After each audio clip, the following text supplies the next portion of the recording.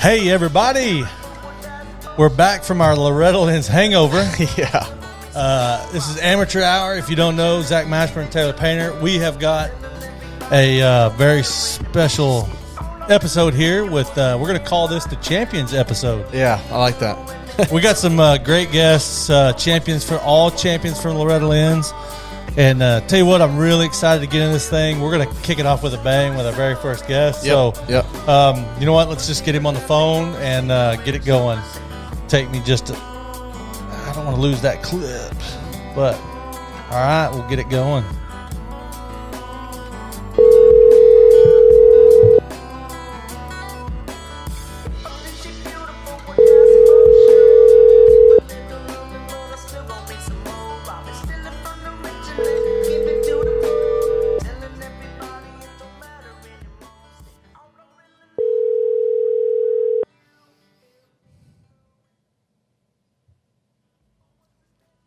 Hello. Jeff Emig. Yeah. Hey, this is Zach and Taylor with Amateur Hour, the podcast, and wanted to shout at you and kind of get a rundown of your week at Loretta Lynn's and your 2 championships that you brought back home to California. Well, it was a little bit unlikely with having Mike Brown in the class and him being as strong and fit and fast as he is, but at the end of the week, that's how it shook down. What can I say? Well, it goes to show that you never know. Don't read jerseys and don't count your chickens, right? Yeah, that's probably a good lesson in there somewhere. If the end goal is to win the title, and if you've got different incentives in place for something like that, yeah. Well, it's pretty cool. It's pretty cool that you guys do that. In the fact that, like, I talked to Wyndham a lot throughout the week, and with you and Brownie out there racing, it's inspired him to want to come race next year. Yeah, I talked to him some at the regional, and then again at the finals. And yeah, I definitely think that he should. He would probably have a really good time going on that journey again. What blows me away about this kind of stuff is the amount of kids that have no idea who they're watching. Like, I'd stand out there, and even you and Mike Brown, the kids, they're watching, and obviously it's cool to them, but they have no idea what they're actually watching, which blows me away because, like, for me and Taylor, that's our era. So it's like super cool to us, but to the kids, it's just, man, those old guys go pretty good. Yeah. Yeah. And, the question came up, and I've actually had a couple of conversations again today. Was on the phone with David Pingree just a little bit ago. We're getting ready to go to Europe for the World Vets Motocross at Farley Castle. And the subject came up about sort of the negative comments that, there's not a lot, but there's a few here and there. It's had the success that I have had in the industry, racing, to then go back to an amateur motocross race, and it just kind of bums me out that there are some people that think negatively of that and don't look at the positive sides of it, and don't understand that, in the end, we're all the same. We just want to go race a motorcycle. For me, when just technically talking about goals and the purpose of what you're there doing, I was there to enjoy racing motocross, enjoy spending time with my friends, and there is a competitive aspect of it, but it's not like I'm there trying to cherry pick a couple of Loretta's titles, because that really wasn't the goal of why I was there. You want to race to win, and the accolades and all of that stuff are nice, but it's not like, I'm not I'm there just for me to race and to have the experience and with whoever's on the line. And unfortunately, every now and then, well, it seems like every time that I do this race, I get a little bit of negative feedback from certain individuals. And what's interesting, I had one guy that had a negative comment on one of my posts, and I had put up, I think it was Sunday, I was driving back. I did a little video talking about it.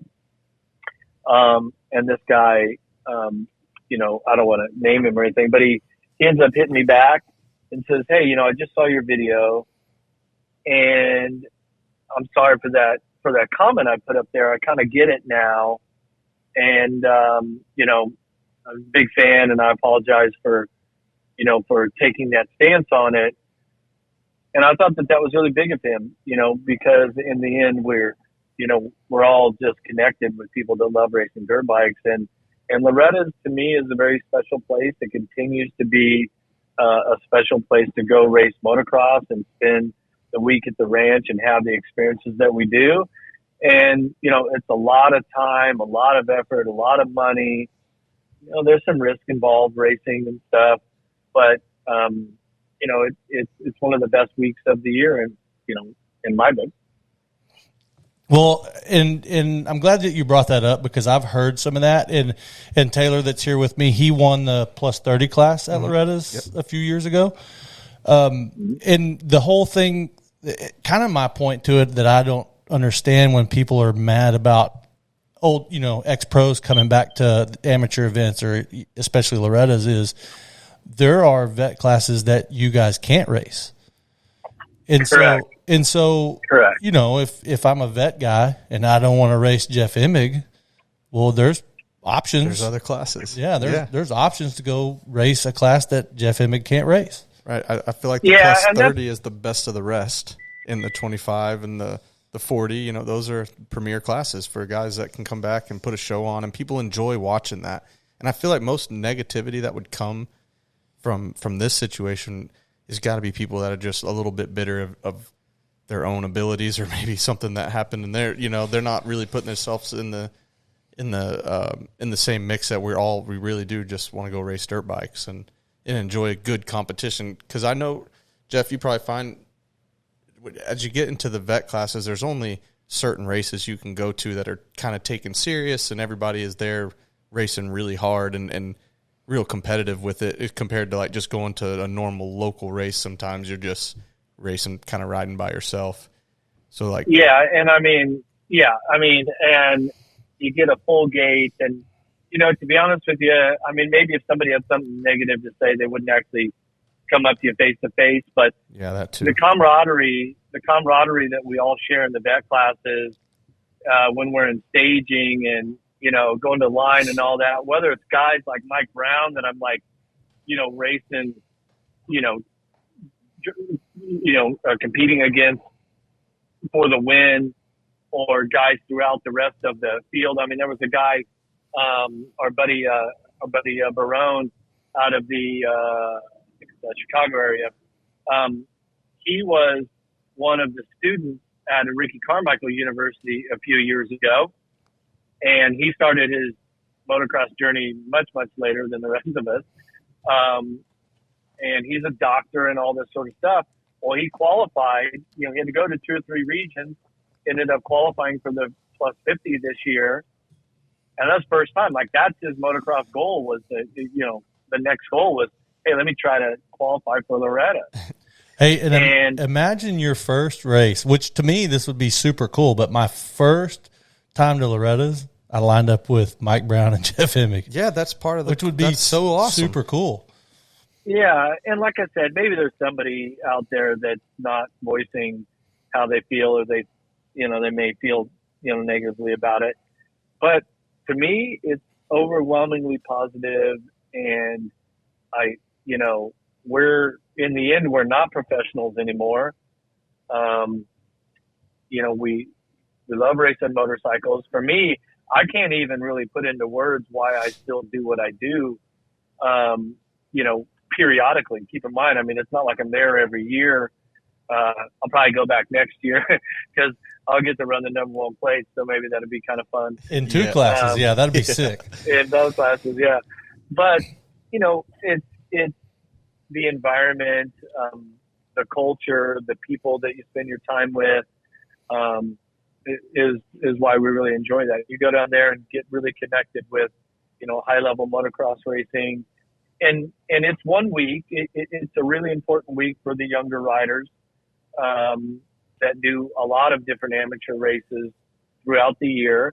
But for the industry, it becomes a real sort of a good sample of what racing and what the culture is like on the amateur motocross level, and so that's why I think that it has so much importance. And I think that they being MX Sports, showed this year why they are the premier amateur motocross promoter, and how that race has evolved from Dave Coombs' first vision and the first time that he set foot on that grass and decided to make a motocross track to what it is now, when we're faced with the elements of the bad weather like we had this year. And in the end, they got every race in, which is mind-blowing.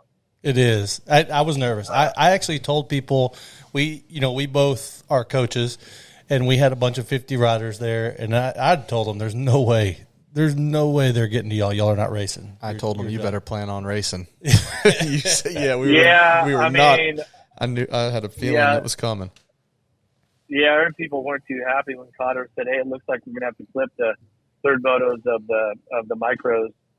And I heard there was like a line of like 1,000 people at the office. Oh yeah, they stormed the Capitol for sure. I mean, at that point, it's like run them under the pavilion into the sandbox through the grass. Yeah, I think that's what all the parents were trying to say. Like, hey man, we're here. These kids need to race. They work their butts off. And the 50 thing was tough because it's just like, hey guys, we're gonna have to start cutting things, and guess what? The 50s we're cutting y'all right off the bat. That so the parents of the 50 riders, obviously. Yeah, and I mean, I don't have to tell you guys, but the fans listening, is that in the 50s, the micros, I think is how they refer to them, is you're only allowed to ride one class. Right. Right? Yep. So let's say you qualified up in Washington State, and your child that qualified for the race is the oldest of your children. You've got a family of, 3 or 4 or 5, the motor home, the whole thing. You came down to ride 3 motos in the 50 class. Think about the effort that it takes to do that. And if I remember correctly, even like the e-bikes are only 4 laps on the 4 laps. Yeah. So practice and races are 4 laps because that's all the battery life they have. It's like, so you're already 16 laps. You're already working. Yeah. You're already on 16, and you cut another moto. Next thing you know, that's a quarter of the lap. So get this, Jeff. We had, and not to get too far off, but I got to tell you the story. So we had a family from Australia. He was on an e-bike. He was here training with us. Broke his collarbone 2 weeks before Loretta's. The mom called us from the hospital and said they won't do surgery because he's 7. So she got a flight back to Australia that night, had it plated and screwed. I think the next day they sent us a picture with handlebars in his hands. No, that was an hour after surgery. Okay, hour after surgery, handlebars in his hands. He was riding the next day. Then they flew back. They trained a week, and then went and raced Lorettas. They were that's really going to be upset to not get that last moto. Yeah, and he put it on the box that last moto in the mud. Yeah, and that's I think that is a great example and indication of how passionate people are about the sport of motocross. And it's kind of one of those things that when you get to that place, like what Lorettas represents, it's really hard to put it into words. My son plays soccer. Things are getting more intense and getting more, bigger, better team, all that sort of stuff. this year is when we're really going to start. Like, he's got a trip to Spain, Virginia, Austin, it really starts to kick in. And so I can totally relate to what the effort is. But, man, it's a whole lot easier than dragging the family and the motorhome and the trailer and everything halfway across the country. And then it rains, So. Well, and you need some new shin pads? Not a problem. Yeah. Some new cleats? Not a problem. You want another soccer ball? I'm good. His soccer boots, they call them boots if you're English. Oh. You're talking $250, or so for the most expensive one. And it's like, okay. Yeah, let's get those. Let's get 2 pairs. Yeah. Practice pair and race pair. Yeah. Right. So question for you. Did you, the first thing I wanted to ask is you won 2 classes at Loretta's. What offers did you get from teams? Oh, yeah. They've, evidently they don't have the right email address. Oh, yeah. Because I don't have any endorsement. And that's another thing. Even the motorcycle I'm riding, I bought that 300 2-stroke from Malcolm Smith Motorsports. Well, it wasn't like I bought it here in this last month when KTM Group was offering all these massive discounts. I bought it when it was like the hottest bike on the market. So I'm full retail, bro. That's what I was going to ask you. Was that a 250 or 300? That thing sounded really good. It's okay. The fuel injection isn't quite sorted. Luckily, Jamie Ellis from Twisted Development, built my 150 and a couple years ago, and so I have a really good relationship with him. And so Jamie hadn't had the bandwidth to get to these type of bikes until just a couple months ago, and it's been a whole new can of worms to try to create the mapping for these fuel injected 2-strokes. I think you guys have probably heard it all over the place about how much problem there's been with the 125s where they can't even keep them together.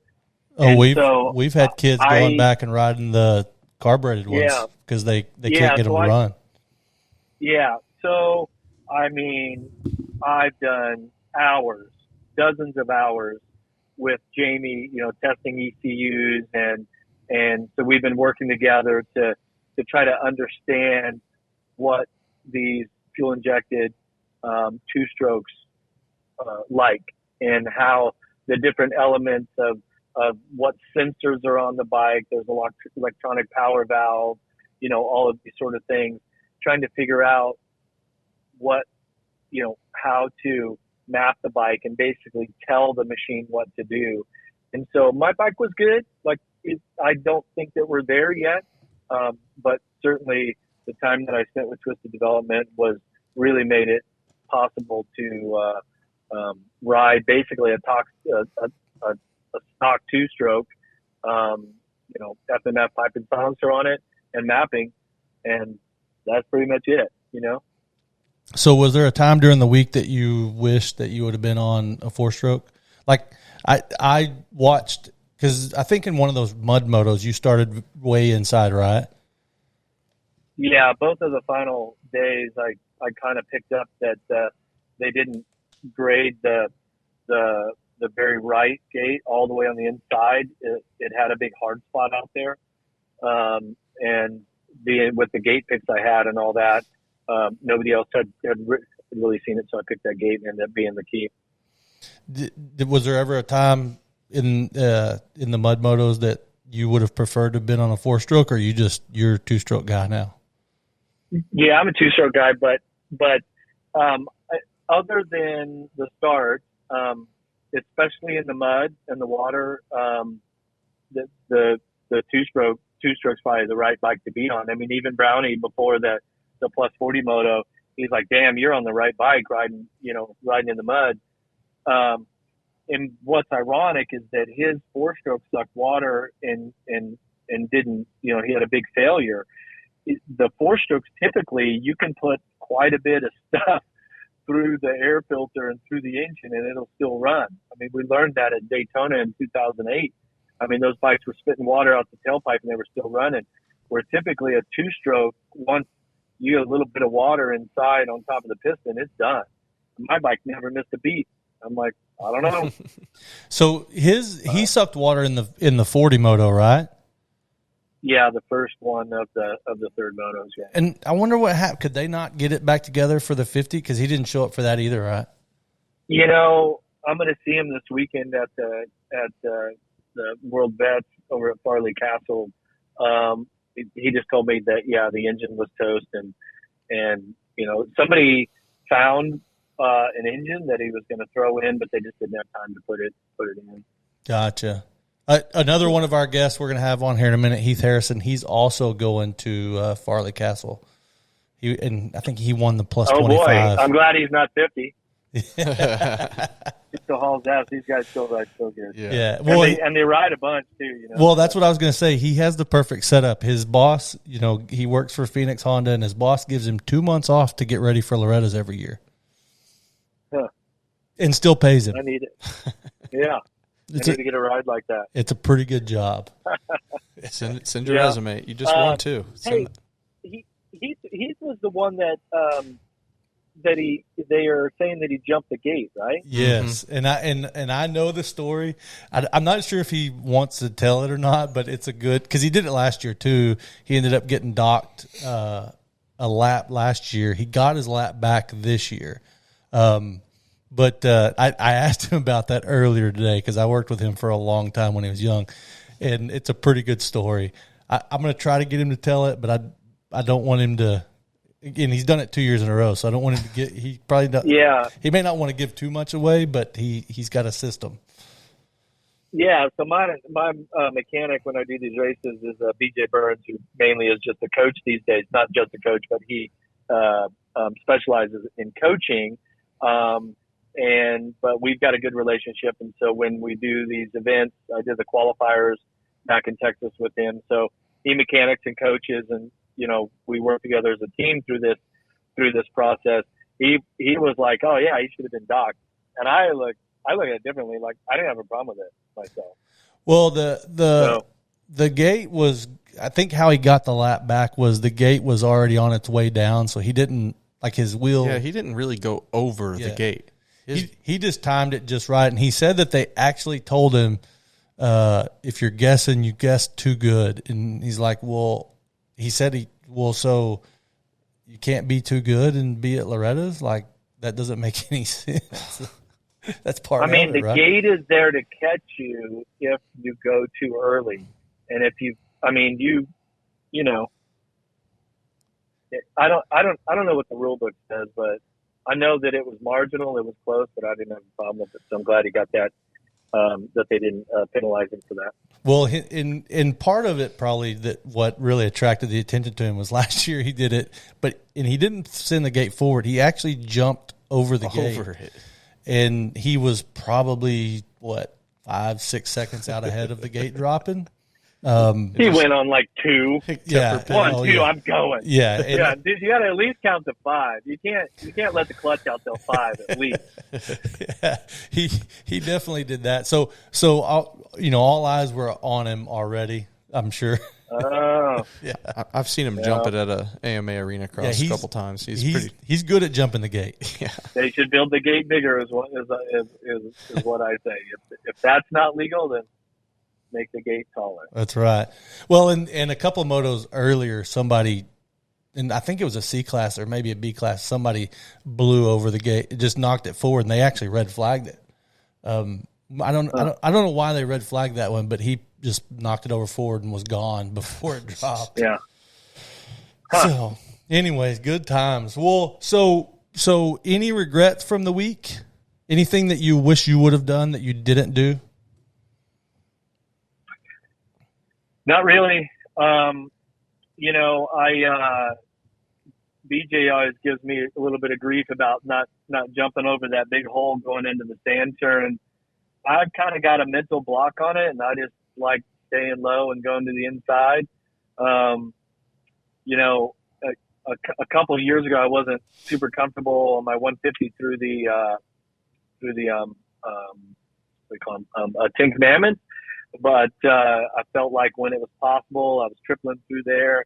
I didn't do that triple in the back coming out of Storyland.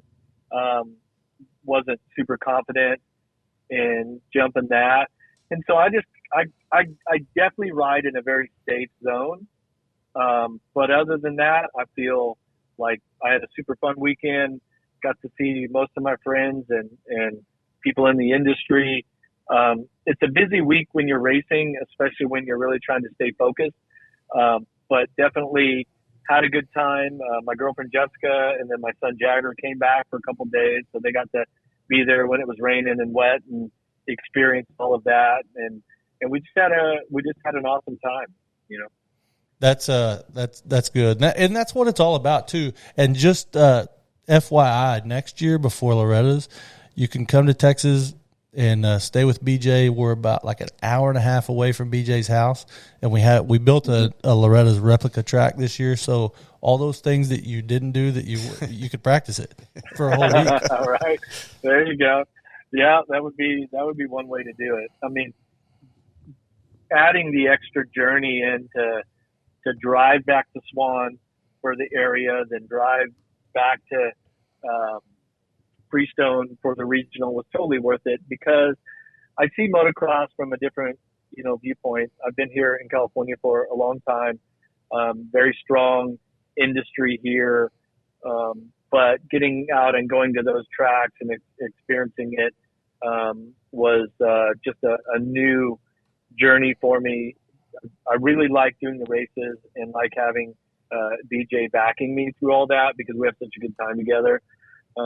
So yeah, but it's got me wishing that I had a house back there. So you never know. I may have a second home back there by the time we get to the area qualifier again. Well, there's plenty for sale in Texas, and it gets you that much closer to the Midwest. There you go. Do you get back to the Midwest much? Back to Kansas City maybe once a year right now, sometimes twice, but not a lot. Gotcha. So you're a California guy now too, huh? I always gave Nate Ramsey a hard time, because it's like, dude, you are not Tennessee anymore. You're California all the way. Yeah, a little bit, right? Yeah. Well, Jeff, we appreciate your time. Appreciate you calling in. Really like the insight, and to me, it doesn't matter if people think negatively of it. There's guys like us that. Man, I mean, I'm 49 years old. That you're my era. I love watching you guys go at it. I wish there was more of y'all. I got excited when K-Dub said he wants to race next year. That stuff. Yeah. I mean, that's what it's all about. Is enjoying the sport of motocross. I'm thankful that the Coombs family and MX Sports and their organization have created some veteran classes that, to me, I think that it's been really fair how it's sorted out, and it gives everybody a chance to, be involved in this great sport. That's right, and it is a fun race. I mean, I'm always stoked when I get there. Of course, I'm just as stoked when I get to leave. But it is a long week. It is a long week, but man, it is a good time. And it's like no other, right? Yep, that is true. Right on. Well, Jeff, we appreciate your time, and maybe we'll get you on again sometime. We're all about amateur moto, so we'd like to get your amateur days stories at some point. That'd be pretty cool to have. Mm-hmm. Yep, anytime. I'd love to come back on again and chew the fat on some old times. That's my specialty these days. All right, Jeff, we appreciate it, and take care. We'll see you soon. All right, thanks, guys. See you later. Thanks for listening. All right, so Jeff Emig, that was awesome. Yep. That one was I wasn't for sure if we were going to get that one or not, but man, that was really cool. And like I said, for me, I know for you too, because you race that stuff. Like it would be cool. I used to race with Brian. I think Brian's his brother, right? Yeah, Brian Emig. Yep. Yeah, I used to race with Brian all the time back in the day. He would come down to Whitney and like Pro Circuit Series, the stuff that we end up talking about a lot. Yep. But it would be cool. Of course, I would get walked on big time, but it would be cool to line up with Jeff Emig. Yeah, I was I was at Loretta's when Carmichael came back and raced the 25 that year. He was parked next to me up on the hill. He overflowed all our shitters. I have a picture still in my phone of him cleaning it up. He was actually standing 10 feet away spraying it with a garden hose, but yeah. So there you go. There's that. Well, he shit on all of us on the track too, he just smoked us. He did. But I wasn't mad at him. No, it was good. It was awesome to see him back. He was still racing in my first year or two, trying to race outdoor nationals, and he was just a different person to be around. Just in his presence when he was an athlete was insane. Like this year, I mean, I was just as excited to watch like Ben Riddle, and we talked about Ben. He had a was bad go. He was not happy with that last moto. He left his bike in the rut and went back to his camper. His mechanic came running across the track to us. He's like, "Where's Ben? The bike's still out there." Yeah, his bike's in the rut. That was a crazy moto. You just see the vet guys pushing bikes off. Fitch comes by. He had a good week leading up to that too, and Fitch comes by. Motor's running, trying to go, but the clutch is just fried. Yeah. It would not go. Mike Brown pushing his bike off. Dan the man come looking for him. But not in a hurry. No. He might have been. He was in a hurry. Yeah. But I was excited about that stuff, and I think that's the one thing that the kids miss, that they're there, is like, you don't understand who's racing those races. Right. Like, we understand, but those kids, they don't understand who's racing, and it's so cool. Like, dude, I don't know if there'll ever be another 50-year-old that's as fast as Mike Brown.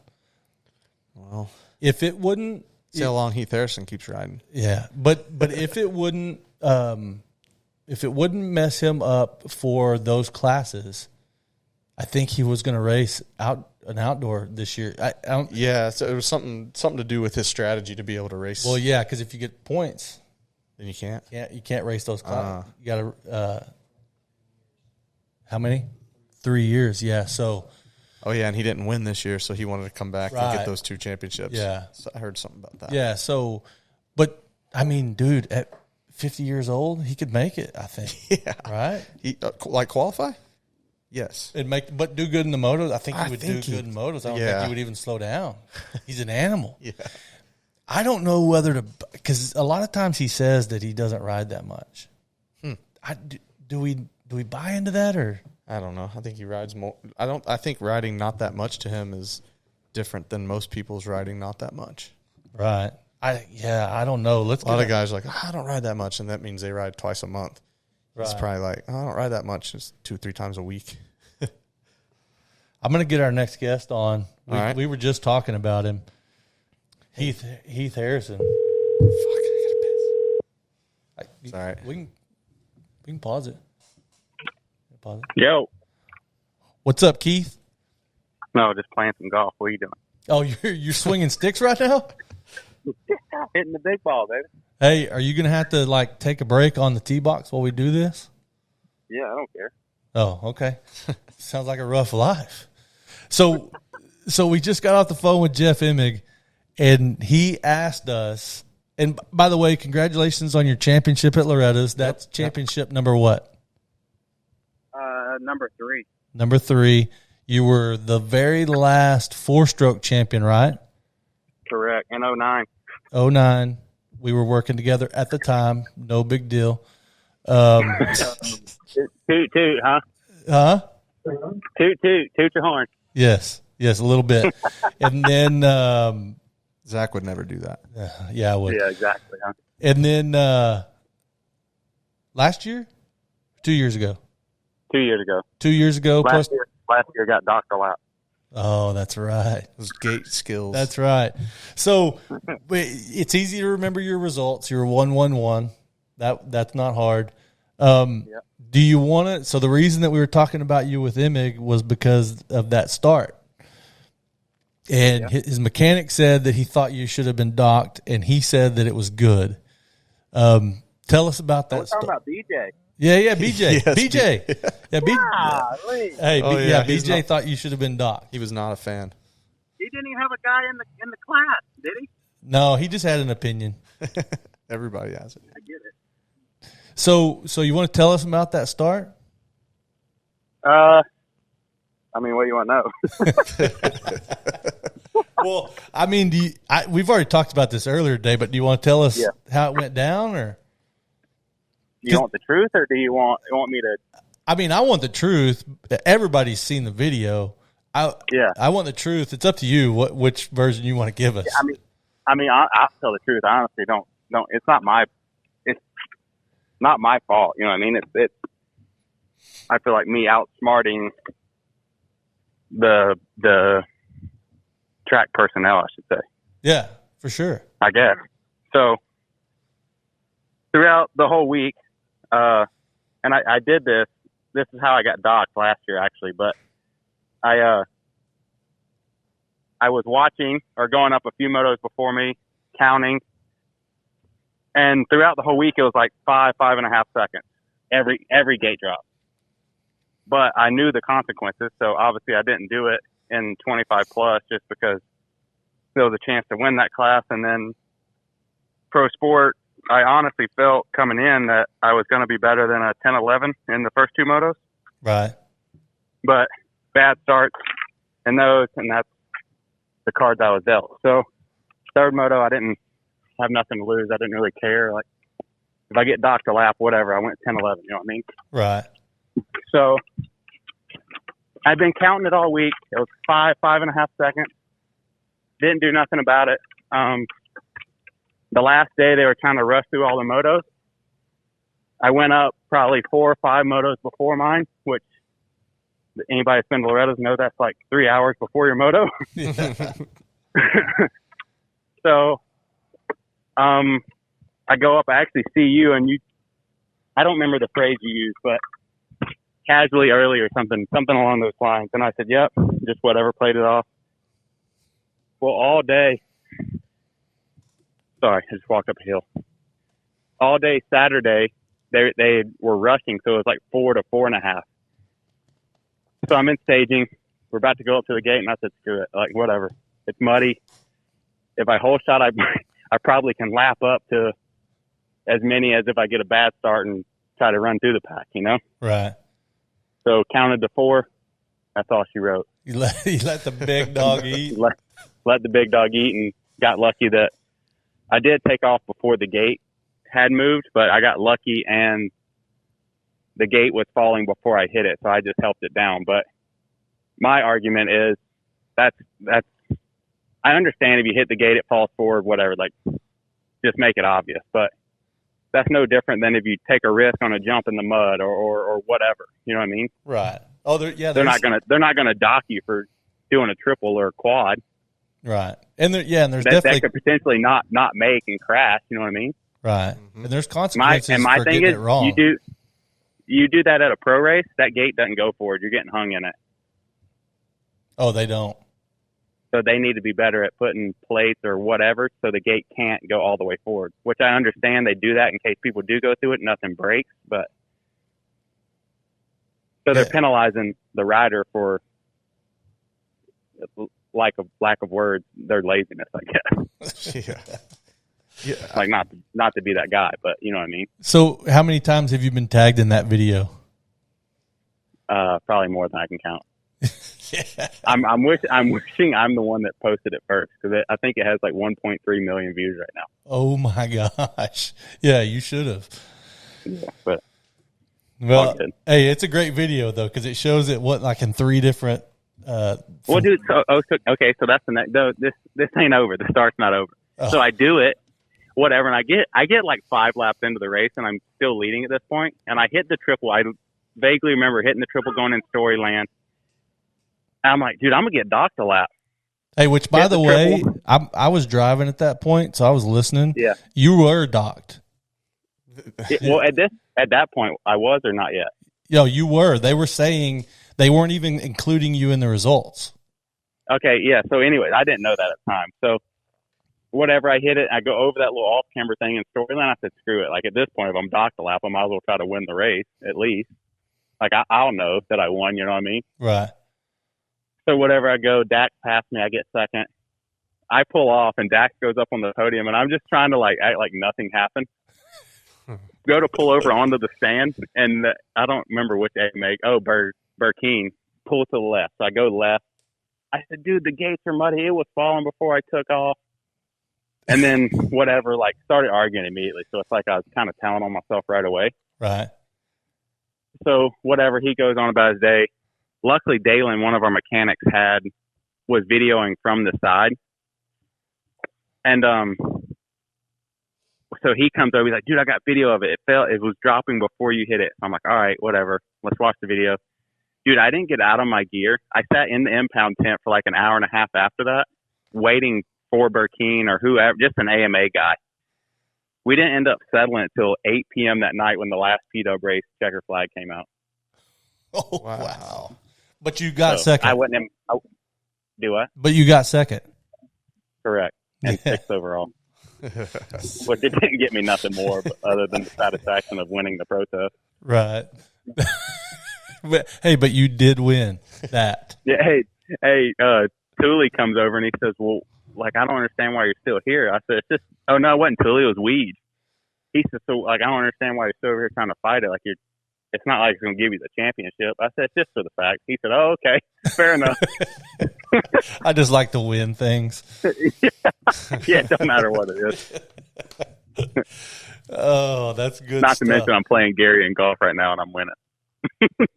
Well, I mean, I can't even say what that's like playing. Like, wow, what a drive he just had. Gary did? Yeah. You got that retard strength. This is my old mechanic. Yeah. I think he's all of our old mechanics. He is everybody's old mechanic. He's a quad guy. He raced four-wheelers. Quad guy at heart. Went to the two-wheel side, back on the quad side now. All right. Well, this is not about Gary. He's not important enough to be on a podcast. So well, he's on it. Speakerphone. So, in the plus 25 class, did you have an idea you were going to be that good coming into it? I know you said that your boss lets you prepare, gives you time to prepare for it. Pretty important to them. But did you have an idea you were going to be that good coming into it? I mean, I don't want to sit here and like toot my horn, but hey man, there's nothing wrong with tooting your own horn. I felt good leading up to it, and I knew I had put in more work than I probably ever have, even when I was racing pro. So, yeah, like I said a minute ago, like I honestly wanted to go there and be top 3 in pro sport overall and then win 25 plus. And then obviously everybody wants to win, but I knew like Dax and Juju, and there was a couple guys in the pro sport class that are pretty gnarly dudes. Right. So, like, podium, I was going to be stoked in that and then win the 25 plus. But going 1-1-1 kind of was cherry on the top. So, but I knew Jacob was good. I raced him last year, I think, at a money race here in North Carolina. Right. And he gave me the smoke. So, I knew he would be good. But I also know that he's been in California, and I know how gnarly Lorettas is, ruts-wise and bumps-wise. And then I knew LeMay would be good. Dude, there's a lot of good dudes in that class still that, like, you kind of can't underestimate anybody. We talked about it leading up to that, and we actually were saying that, plus 25 was going to be good watching, but the Open Pro was going to be extremely exciting because of all you old guys. Like, we really thought that there was going to be a chance of another old guy winning. I was that class. For sure pulling for it. I was definitely pulling for it. I thought I was going to be that guy, but the first 2 motos I sucked, and then I understand the third moto was mud or whatever, but I feel like I rode well in it, and if I could have got that, not that necessarily that start, but good starts in the other 2 motos, maybe, and say I went 5-4-1 or whatever, like it still wouldn't have beat Dax at that point, but like it would have been a lot better setup, you know what I mean? Yeah. Well, you should have counted. Yeah, but if you would have done that, well, the first I moto- was, but I wasn't trusting my instincts. Oh yeah, you should have trusted them. Yeah. Because that was a legendary start. The video is just so awesome. It keeps replaying in my head right now. I'm like, dude, I don't know that I've ever seen that. Yeah. So now, sorry to you two and all the other riding coaches that are just going to tell their kids to go up to the gate and count. No need to practice. We're just going to count them. Yeah, we don't practice starts. Shoot. practice counting. Go back to school. They all need to practice counting anyways. Homeschool for the day right here. 1, 2, 3, 4, go. Yeah. Oh, that's good stuff. So, so you're going to Farley Castle next weekend? No, not till September. I thought Jeff said he was going like next weekend. I think he did say that. Well, it's a weird deal. So there's two. There's one in Fox Hill that's the weekend before the one I'm doing in Farley Castle. They're both in London, I think. But I thought he said Farley Castle. Yeah, though. I mean, but he's racing probably plus 50, right? You won't get to race him, I don't think, right? Or will you? well, no, I don't think. I think it's like here. It's just like like all of our guys will race each other at one point. Oh, because it's like motocross to nations. I see. Yeah. So like they have me in like Super Evo, which is, I want to say the 90s. So I'll be on like a 96 CR 250. Oh, that's cheating. That's cheating. And then like there's an Evo class, which is 80s, which is what I was originally supposed to ride. Right. But I think, I want to say Barry's in that class now, maybe. So there's like a strategy to it too, obviously, I guess. So right. Same as here, or not. Yeah, not here, but like the actual motocross nation. So when's the last time that's the bike? Let me see that. When's the last time you rode a 2-stroke? Today in the parking lot. So you're prepared, is what you're saying. I'm trying to get there. David actually has a couple old vintage bikes. Yeah. And he has a, I want to say it's like a 2003. So it's a bit newer than what I'll be racing there, but same concept, I guess. Hey, well, this looks like So I'm going to start riding that from now to then, but this looks like an 86. That's what I was supposed to ride, was an 86. Oh, yeah. That's the picture they posted. That's an 86. Yeah, so I think Ferry, orange and white. Yeah, I think Ferry's riding. That's called the Evo class or something. I think Ferry's riding that. Gotcha. Maybe not that bike, but that year model. That's a sick looking bike though. Oh, it's a video. Dude, all this stuff over there is so cool. Like, it's a big deal for the guys over there that build all the vintage bikes, and like probably more trick than most guys supercross and outdoor bikes here. So how'd you go about getting that invite? Well, so Evan came up and rode one of our bikes, Ferry, probably a year ago now. Which I guess he's got a deal with Triumph. I don't know the whole deal, but so I knew Timmy had been going there and doing them. And then I'd asked Timmy, I was like, yo, like, I'd be down to do that, but you got to be 30. And at the time I was 29. Right. So I wasn't even eligible. So they had their team already picked out this year. Well, then the super motocross schedule came out, and Tickle is obligated to go. I think he's working with Anderson, maybe. Well, he's a test rider for Cowie, so yeah. So he's obligated to go to those. So he couldn't go because he was going to be one of the riders. Right. And then so once he bailed out, Ben and Timmy and all the guys they actually called me at Loretta. So I found out at Loretta. So oh, that's cool. Pretty stoked on that. And then it was on practice day. So I'm like, dude, I got like, obviously I was already going, but in my mind, I'm like, dude, if I don't win, they're going to tell me I can't go. You know what I mean? You're going, you're not going. Yeah, exactly. You're in, now you're out. Yeah. Hey, did y'all bring babies to the golf course? Yeah, absolutely. Mama Bear's at the gym, and I got the little one with me. Oh, you're babysitting and playing golf. Yeah, and on a podcast. We need a photo of this. Hey, Gary, they want a picture of me right now. Yes. Hold on, I'm gonna take off speaker so I got the phone up. Yeah, we're definitely uploading that to the YouTube page. This is awesome. Oh, this is great. All right, Gary, send that to you. Okay. So, I can't even focus now. It's like you're playing golf with your. Hey, y'all think that start video is good? This episode is about to blow up like that thing did. Hey, so just the icing on the cake. How old is your daughter again? A little over 1. On the golf course. Yeah, perfect. That's the right spot for her. Do you have a car seat in the golf cart? I walk, and then I got her stroller, and I carry my bag and push her.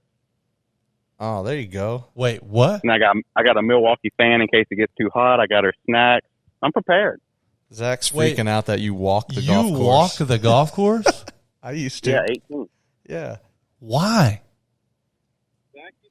I don't know. It's exercise. We're getting ready for Vet MX on, buddy. Okay. Yeah, I'm pumped for you. High five right now. I got told I need to start drinking beer, though. Apparently, that's a big thing over there. Yeah, oh yeah, the parties, the after parties, and yeah. No, I think it's after and pre. Oh, they do it before too? I'm pretty sure.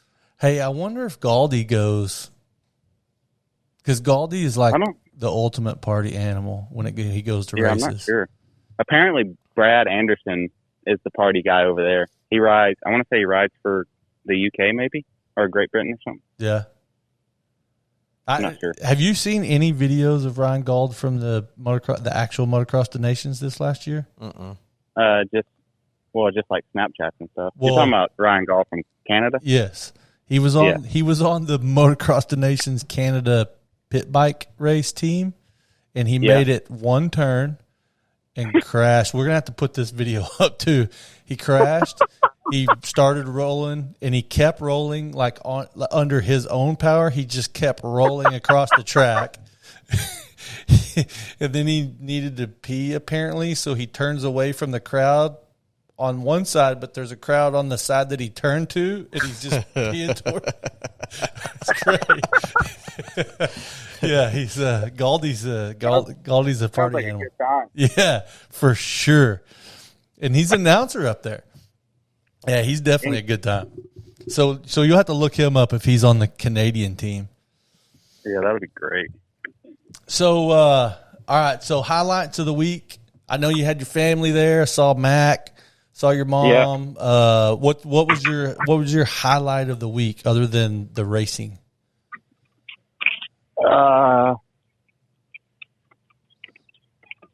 Other than the racing. Yeah, like did you do anything? I mean, you had to do stuff other than. I didn't really honestly do anything that fun. I'm telling you, dude, I took it more serious than when I actually was racing. Really?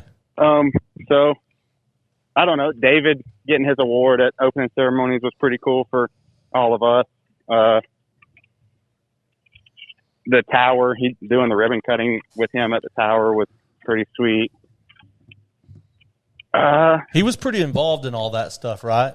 In the rebuilding. He owns the construction company that donated all of it, and there's another organization kind of like the Road to Recovery called 88 Live to Ride, which is on the ATV side of stuff. Right. And they like donated the containers, and then David brought his crews down to like put it all up or whatever.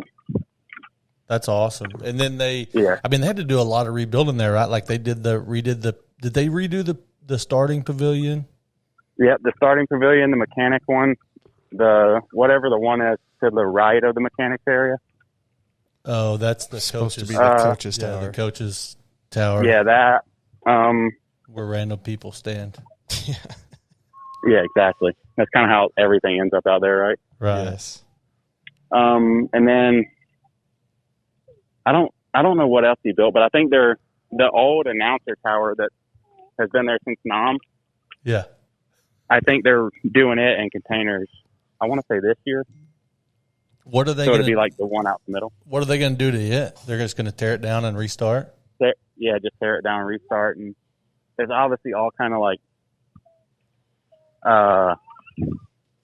what's it called? And like where inspectors come, like you got requirements you got to meet or whatever since that flood happened. Oh yeah.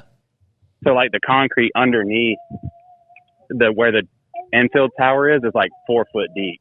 Like it's insane the stuff they have to do now just because of that flood. Right. That is crazy. You know what else is crazy? So, yeah. We're all just looking at this picture of you. You got way too much going on here in this golf photo. You got to get a golf cart. No. Dude. I've never, ever said, I'm going to go play golf and walk. Ever. Why? Because golf carts are awesome. They get you to your ball fast with no energy. It makes you, but it makes you want to make sure you hit the ball straight. Yeah, your game elevates when you're walking. Yeah, I guess so. That is a good point. Maybe I should try that. I'm not motivated enough, and it's too hot. All right. Yeah, well, it's quite hotter there than here, but we could veer this thing off pretty fast. But all right, so back to the question. My funnest part was probably just other than being with my family, like event wise, was seeing the ribbon cutting for David and seeing him enjoy that. You know, that's pretty cool. And you have you've got a good job set up, right? Like, really good. Get to he pays you basically to get ready for Lorettas, huh? Yeah, you're right. Exactly. That's awesome. That's not year round, but like the 2 months before Loretta's, it's like I couldn't tell you other than working on my own bike, I don't pick up tools. Oh wow! So you just kind of, your dad was telling me you kind of help with rider contracts and stuff like that. Yeah, so I'll do like all the LOIs or whatever, and then David obviously has to go over everything and finalize it and approve it. And then once the riders get those and sign them or whatever, then he'll write up the contract because he does all the legal terms and everything with it. Right. And then, so yeah, pretty much have to deal with all the riders. We're a small staff, so it's kind of all hands on deck, but I'd like for it to transition into where like just team manager or crew chief or whatever you want to call it, where I only do that and then only like talk to sponsors and not necessarily, I don't want to say get sponsors because that's like an agent type thing, but not necessarily have to go to the races and be a mechanic. Are you still doing that now? You still mechanic at the races? Last year I did because we were unsure if KP was going to be able to come back after his neck injury. So we hired Jace Owen in case KP couldn't race arena cross, and we were going to put Jace in arena cross. Well, then KP was obviously able to race, and so we put Jace over in Supercross. So I'm mechanic for Jace during last year. But like the year before that, I think we had 2 or 3 guys hurt, so I was able to go to the races and just help Cullen and be more hands on deck with the like riding side of it, I guess. Right. And I feel like it helped him quite a bit, whether it was confidence or just small stuff like line choice or whatever, you know what I mean? Yeah, let me say, it's always good to have some reassurance. Let me say I watched you work on your own bikes for like 10 years. I'm a little nervous if you're a mechanic or somebody. If you saw me work on my own bike now, it's the same thing as it was 12 years ago. But you're better on other people's bikes? Yeah, when I work on those, I actually like take my time, use fork wrenches, and do it right. But my own stuff, I didn't wash it unless I wasn't riding no more that week. Yeah. It was just, his bike set in a horse barn, open air horse barn. And stuff rusted and tools laying in the sand. Hey, now it sits in a Sprinter van until I go ride the next time. It's a little better. So yeah, so at least the stuff's not rusting up. Let's not be so sure. Oh, good times, Heath. Well, congratulations on the plus 25 win, and congratulations on the 1.5 million views or however it was on that start. That start was amazing. Yeah, thank you. And That was now sweet. all 150 of our listeners are going to know the trick. So Yeah. If they didn't know the trick already, they need to get to know. Right. right It on. doesn't take a rocket scientist to figure out how quick a gate's dropping. Right. Well, you'd be amazed at how many people don't pay attention. Yeah, you're right. I'll pay a little closer attention nowadays. Yeah. We'll get back to your push golf game, and thanks for answering the phone and interviewing with us a little bit. We appreciate you coming on, and congrats to the plus 25 champion at Loretta Lynn's. Yeah, thank you, and thank you guys for having me. And y'all don't do nothing I wouldn't do. We will try not to. Yeah, we'll keep it straight. Yeah. All right, Keith, have a good one. Yep, y'all too. See you guys. See you. All right, bye. I did not think we were going to get that story. I didn't think he was going to tell it because I talked to him earlier today, and he's like, "Yeah, I don't really want to say but I'm glad he did. It makes for a way better interview, right? Getting that, Yes. getting that out of it. That's awesome, man. So we got the old guys out of the way. Now we got the young bucks. Yeah. So who do we want to go? We got Bennick. We've got Denno. Let's call Denno real quick. He's waiting on us. All right. So I sent you his number. I'm gonna have you kind of. Yeah. You know him a lot better than I do, so I'm gonna have you kind of lead that one. Yeah. Hey, I gotta go too. Go Chichi. As soon as you get him on. All right.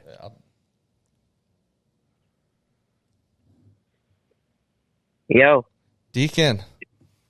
what's up? What's up, man? It's Taylor and Zach on the Amateur Hour podcast. We just got off the phone with Heath Harrison and Jeff Emig before that. Trying to touch base with a few of y'all champions. So you were next up on the list. How's your day going? It's going good. Pretty boring day. I want to ride. It's pretty dry here in Texas right now. Yeah. There ain't much tracks open.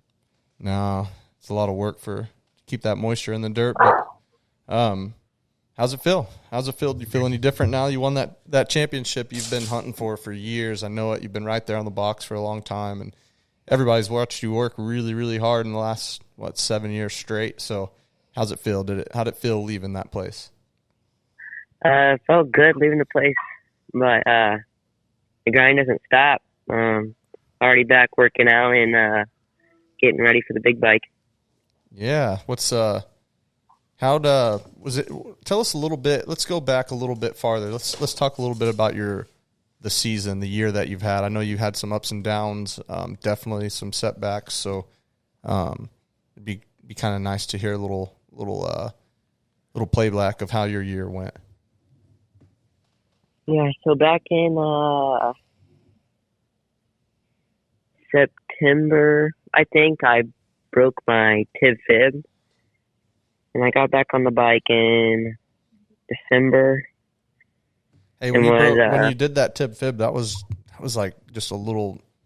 It wasn't even a crash, was it? It was just a little. No, I just hit neutral going up a Supercross, double riding Supercross, and I just hit neutral and I cased it pretty bad, and yeah, I broke my lower tib fib. And got back on. Did they plate and screw that, or I mean, No, it wasn't. It wasn't really out of place too bad. They just grabbed it and straightened it. They set it and it hurt bad, but yeah. no, they didn't have to plate and screw it or anything. How long were you off on that? 2 months, I think. Yeah, 2 months. Then back on the bike in December? Yeah, back on the bike in December, and then grinding away for spring nationals. Did really good at JS7. I think I got 2 seconds. And then with the sprinting, was ripping there, was fast to qualify in both Super Mini classes. Second, the first Super Mini Moto, and then I rode the 125 class, and kid crashed on the face of the jump in front of me and had to roll it, and some kid jumped it behind me, and he landed on me, and then broke my femur. Oh, I saw that whole crash too. That was a scary crash. Yeah. It wasn't even the crash that broke my leg. Looking back at the video, I was flipping, and it looked like I caught my leg on the ground, and it like popped me up, and looks like it just snapped it. So did they put a rod in it? Yeah, they put a rod from the hip down to above my knee, and then 2 screws right below the hip and right above my knee. Is that still in there? Yeah, they said they shouldn't have to take it out. Gotcha. When you quit racing dirt bikes, you're probably going to want to get that taken out because it'll bother you when it gets cold. Yeah. Yeah, we don't have to worry about that yet, though. Yeah, no time soon, though. We don't have to worry about that. So that was second week of March, right? March 16th, I think. March 16th. And here we are, fast forward to Loretta's. First week of August. Yep, that is not a big gap there, buddy. How long were you off the bike? I think 2.5 months. Which is not that long. Yeah, 2.5 months. No, it's a quick recovery. Yeah. You did your work. We went to the doctor. The day before I got back on the bike, I went to the doctor, and they said I'm good to ride. And I got back on the bike the day I could. I rolled around at a regional before that. And I mean, not a regional area. Rolled around a regional area before that, and got so I can go to the regional. When you started riding, when you first started riding after coming back from that femur, did your leg bother you at all? It was sore a little bit above my hip, but other than that, no, it was good. When my son broke his femur, and then Zane Merritt broke his, and they were within like a year of each other, and they both came back pretty quick afterwards. And they could ride a dirt bike fine, but they walked weird. I still walk weird for like 6 months after. Like they walked funny. So you would like seeing them walk across a yard or something. You'd think they couldn't ride, but then they're like, "Oh no, I ride. It doesn't bother me at all when I ride." I mean, it did. Just like you said, they were sore for like the first couple weeks, but then good to go. They just looked odd off the bike. Yeah, I don't know. I feel like my legs like different heights than my other one. The way I walk, like I still have a little bit of a limp, and but I don't know. I just walk weird. I try to fix it, but I don't know. It's hard. You've always ran kind of weird, so now you walk weird too. Motocross kids, man, they cannot. You challenge them to a race. If you can run, you're gonna win. So you might not know, but Deacon is the clumsiest kid I've been around in the last 10 years, I'd say. Yeah, I'm pretty clumsy. Yeah. So leading up to Loretta's, did you have an idea that you were going to be as good as you? Because we were all standing around after you won the first moto that you won there, and there was a group of us, and your mom was standing there, and I had no idea that you hadn't won a moto there before until she told me. I honestly, like, seriously thought you'd won motos there before, and you've came close, right? Mm-hmm. But yeah, pretty close. My best finish was a second there, but Drew Adams beat me, and he was pretty quick that year. Yeah, but it was a shocker to me to find out that was your first time to win a moto at Loretta's. I thought certainly you'd won more. So, like, leading up to that, did you have an idea? I mean, everybody wants to go there and win, but yeah. Did you have an idea that you had the speed and the ability? Because man, you were up front every moto. Mm-hmm. After I went to the regional at Ponca and I won every single moto and pretty much dominated, I was like, oh yeah, I'm winning this year, because I felt really good on the bike, and I went back to Georgia and got to training, and I felt so good on the bike, and yeah, I just knew this was a year. That's good. It was your turn. I feel like it's definitely your turn. So you got first 2 motos out of the way. You had good weather first 2 motos, right? Yeah. Mm-hmm. And We actually didn't even ride Tuesday. We rode Wednesday at 7:30 a.m. First Moto. And, I got second in that one. And then the next one, I got fifth. I think I had a couple tip overs. Yeah, that's the we one saw where that. You had the whole shot, and then you kind of endoed into that third. I think it's the second or third corner. Yeah, the left before you go down to the Ten Commandments. Yeah, we saw that. We saw that happen. Yeah, we did a little suspension changing, but we went the wrong way with it. So I was kicking all over the place and kind of just hopped into that rut weird. You fell in that corner without ever really coming off the bike. But with I came off the bike, but I stayed on my feet. Yeah. But with 41 people up your butt. Yeah. Yeah, I think I caused a pretty big pile up there. Yeah, you did. Yeah, you did. And where was your second crash? I remember we saw it, but I can't remember. The turn before 10 Commandments, I just washed the front end. Oh, that's right. Yeah, going into the inside. Yeah, it was a super shallow rut, and it just blew right through it. Yeah, and you came back that when you got fifth, but it was a good charge back. Like you were at one point, you were back a little ways, right? Yeah, the first lap, I think I was in 15th, 20th, probably. Yeah, so that's a good. Yeah, it was a good ride. Good charge. So did that discourage you, or did you still knew I can still make something of this week? I was the fastest super meet there that week, so I knew I was chilling. That's awesome. So so you won the one class. The other class, what were your scores in that one, and what did you get overall? And I'm sorry, I should have this pulled up, but I don't. I got third overall. I went 5-1-4, which last moto I was leading. In the last lap, the sand, I caught my foot on one of the ruts in it.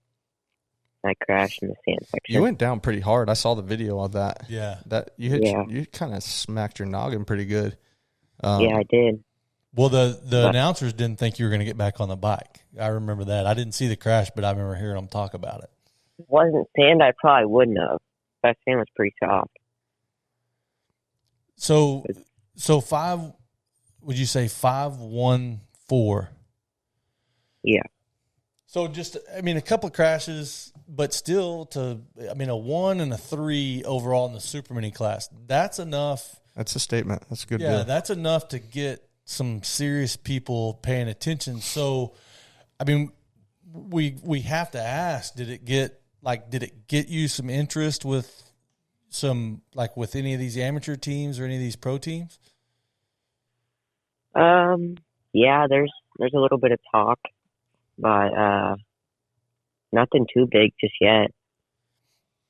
But there's some things on the table, and that's the thing. It's a starting point. Like I don't really feel like that kids win 65 classes, 50 classes, 85 classes, and I don't feel like people, they notice, but they don't really start talking to them.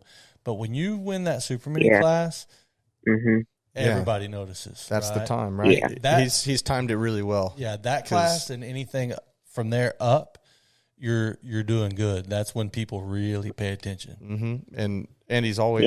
I feel like Deacon, you've always been a top 5, top 3. Put that nose in there, second, third at a lot of races throughout the year, and you've always put yourself in a good position. And it's just been consistency, and now you were able to show that you can seal the deal and really at the top level. I feel like that super mini class is one of the most competitive every year. And this year was you couple guys out front. A few of you made it look like it might not been so deep, but the class, if you've been paying attention for the last few years, that class is deep. There's a bunch of really fast kids in that class. Well, Yeah, our age group is gnarly. The 14, 15 age group right there. There's some heavy hitters in that class. Yeah, you've had a really cool group to watch growing up. The Seth Dennis, Kannon Richards, Deacon, Darren Pines right behind y'all in age. How many guys there were? Hey, in the 13 to 16-year-old group that we have, that they've all been growing up together, that group of kids has been fast for a long time. Cade Johnson's right there a year above in front of them. Yeah. He's just big. Yeah, He's tall, just bigger.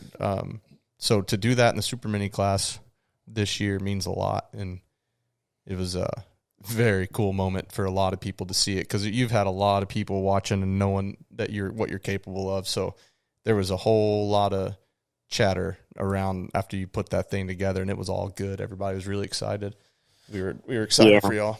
Well, and it's really hard to get one of those championships. Like I don't remember, but one point we were talking about the guys, like the top level guys that either only had one Loretta's championship or none. And man, there's like some bad dudes, but there are like historic guys that had one championship at Loretta's. You know, Ryan Dungy, Ryan Villapoto, like. Just if you take those two, that's Jeremy McGrath. Yeah, Jeremy McGrath. That's probably, 10, 12 Supercross championships? Mm-hmm. Who knows how many outdoor championships with guys that only won it one time. So it's just, even with some of the best riders that you've ever thought of in the amateur world, sometimes they just don't get it, you know? So, and especially in those kind of classes. But what I was just sitting here thinking was, through the years, the amount of riders who have gotten good deals off of winning that super mini class, like in my son's age group, we were extremely young riding the super mini class, but Derek Drake won that year, and he got the Red Bull TLD deal out of it. Garrett Marchbanks got a deal from Kawasaki out of the super mini class.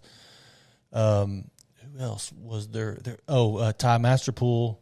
Star Yamaha. So that is definitely a banner class. If you're going to win one, that's a great one to win. Yeah, that's a good one to start with. Yeah, it's gnarly. Loretta's like, you got to have a good start every moto. You can't crash. I mean, you got to put 3 really good motos together if you want to win a championship. And I had pretty good this year with pretty good motos of 2-1-2. I would say I was the most consistent in that class for sure. So, yeah. Which is also hard to do, even if you have upright motos where you don't crash. Man, it's so hard to get, all 3 moto wins, because you got to start off out front. You make one little slip up, and there's somebody there that's ready to capitalize. Although you had several motos where you had a pretty good gap on the field. Yeah, I was riding really good. The 2 motos I won, I'd say I had a pretty big gap, like 10 to 15 seconds on those 2 motos. Yeah, they were impressive. Real impressive. So after this, do you think we see you riding a different color motorcycle? Maybe. I'm just fishing. Our goal is never to put pressure on people or, whatever. But still, there's some things that the people just want to know, Deacon. The people just want to know. Hey, we do know it's going to be bigger wheels, right? Oh yeah, for sure. Yeah, definitely. 125 or 250? 250. Big dog. How quick will you start riding a 4-stroke? I rode it once already. Oh wow, not messing around. Yeah, I'm ready to ride. That's awesome. We had a few kids come ride the dry slick just because they just want to ride so bad today. Yeah, I heard from over here today. Yeah, you should have called me. I don't want to ride that. He's a Loretta Lynn's champion. What are you talking about? He wants a groove track. Oh, good stuff.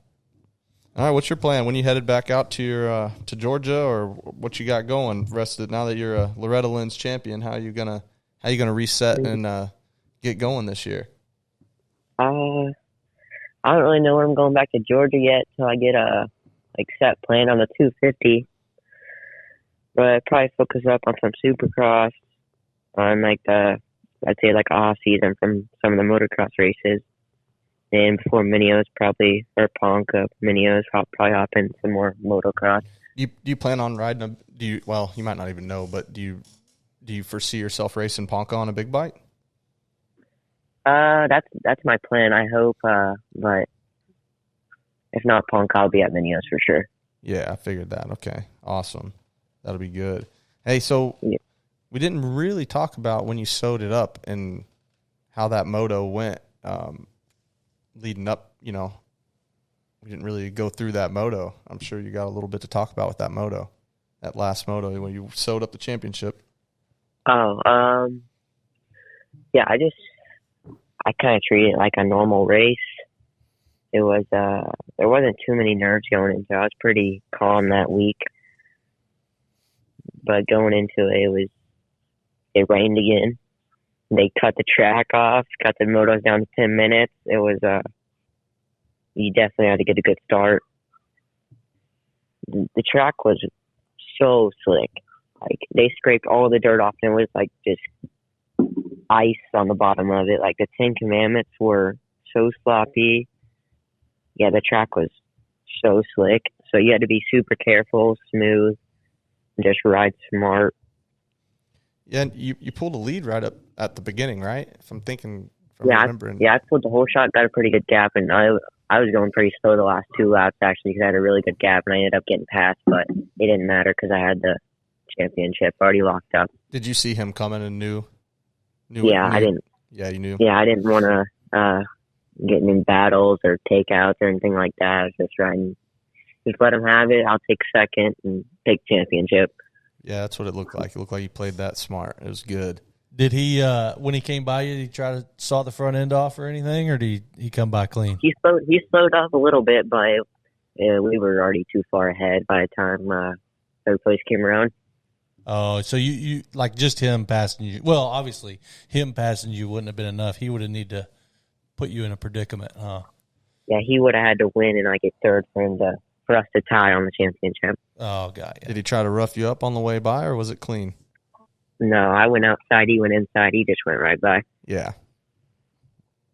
Nothing wrong with that. Yeah. Nope. And no offense, but if I'm him, I'm sawing front end off. I'm doing whatever I can to give myself a chance for that championship. But it's good that it worked out. Since we're on the phone with you, it's good that it worked out the way that it did. Yeah. Yeah.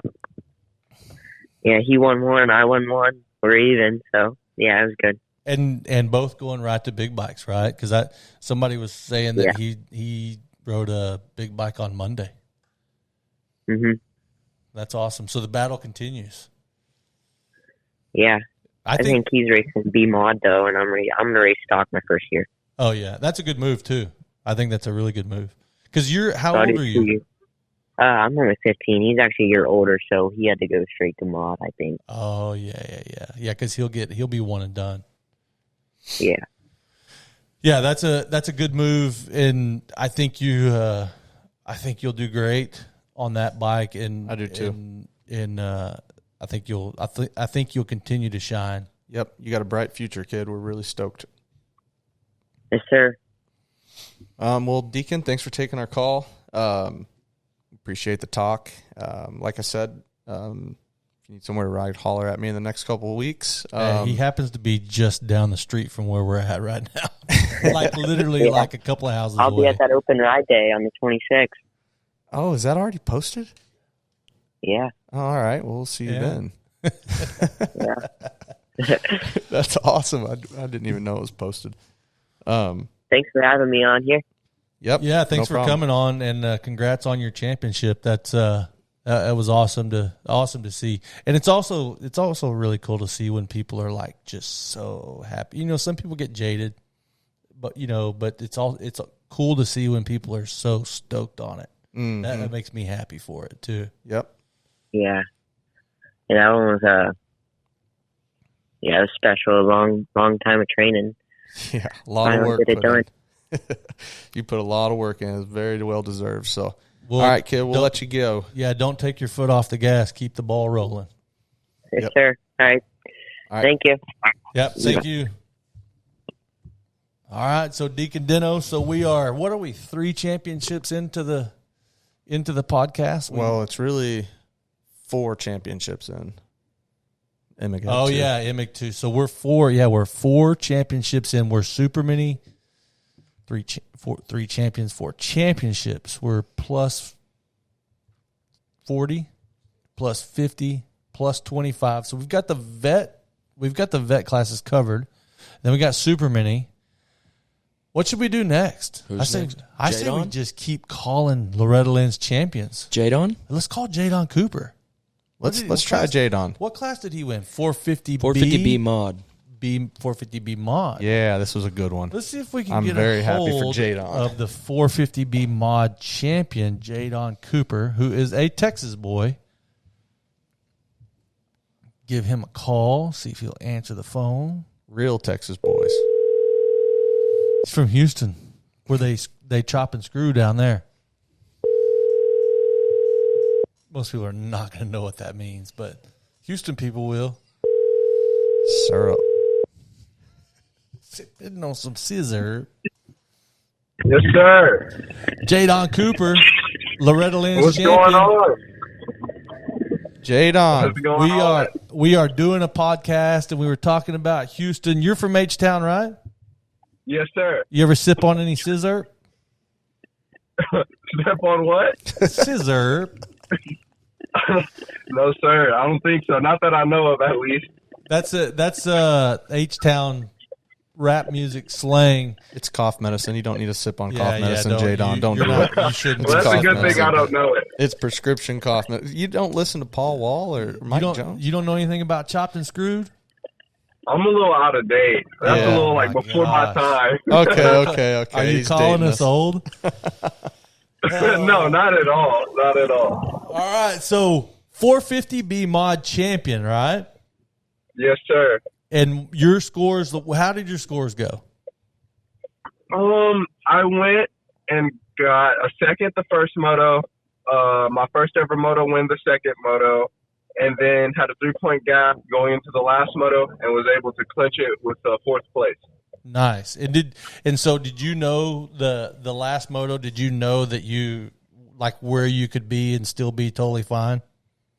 Yes, sir. I actually, before the last moto and I saw the points gap, I did a lot of just studying and just planning for the situation just to make sure that I followed through with the game plan and got a good start and just do what I needed to do and was able to keep it on two wheels and execute the plan like perfectly. So I'm very thankful that all went according to plan.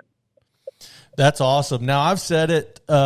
Actually, I've said it multiple times to Harold Martin, who owns Moto Playground magazine, which, by the way, you're on the cover of this month. Is that right? Yes, that's honestly like very surreal. That is been a dream of mine for so long. So yes, we landed the cover, and that just really means a lot to me. I can't wait for it to come to my house and be on my doorstep. Keep a bunch of them, because I was talking to a guy this morning that was on the cover of one in 2002. I actually sent him a picture of it, and he said, "Man, I wish that I had some of those." And so make sure you get a bunch of them and have your mom put them up somewhere so that down the road you can go back and you have them. 100%. That's what I plan on doing for sure. I'm probably going to get one and honestly frame one for myself just to keep in my room and always look at it. I'm going to be looking at it for a lot. Right next to that number one plate. Yeah. Yes, sir. Yes, sir. So, so what I was saying was I was talking to Harold Martin this morning, and I've actually said this multiple times. Me and Taylor were talking about it, and I'm not just saying this because you're on the phone, but you are I don't know if you know this or not, but it's a testament to your parents, but you're the nicest, most polite kid at any race we go to. And just to tell you, just to show you that I'm not just saying that because we're on the phone, I've worked with a lot of kids through the years that are little assholes, and I like them. But they're little assholes, and I'll tell them they're little assholes to their face. But man, you are so polite and so nice, and so like I couldn't have been happier to see you win that Loretta Lynn's championship because kids like you work hard, right? You didn't like it wasn't luck. You worked hard, you earned it, you deserved it. But it's cool to see somebody who like everybody knows deserves it get it, right? Yeah. Yes, sir. So that was really, really cool. Hey, and Jadon, that moto you won the second moto when you won that, just happened to be I was walking back down the starting line towards the tent and no one was there yet. You rolled up and I wanted to just come tell you congratulations and give you a hug. And you said something that was so cool and it hit me so hard. You said, "God is not done with me, Taylor. We're not done." And when you said it brought chills to me, and it did it again just now. And it was really amazing statement because you had that.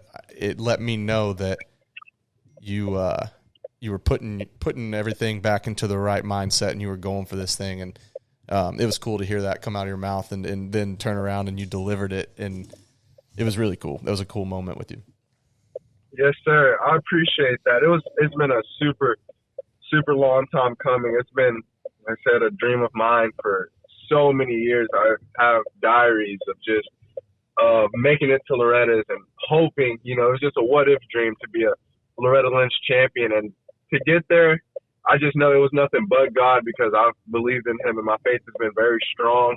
And I just never gave up through all the adversity. I had plenty of injuries. I've actually gotten hurt 2 years in a row, 2020 and 2021. So to be able to go through all that and just not stop and be a champion in the 450 B class, my class, it really just means a ton. And I just give all glory to God for that one, honestly.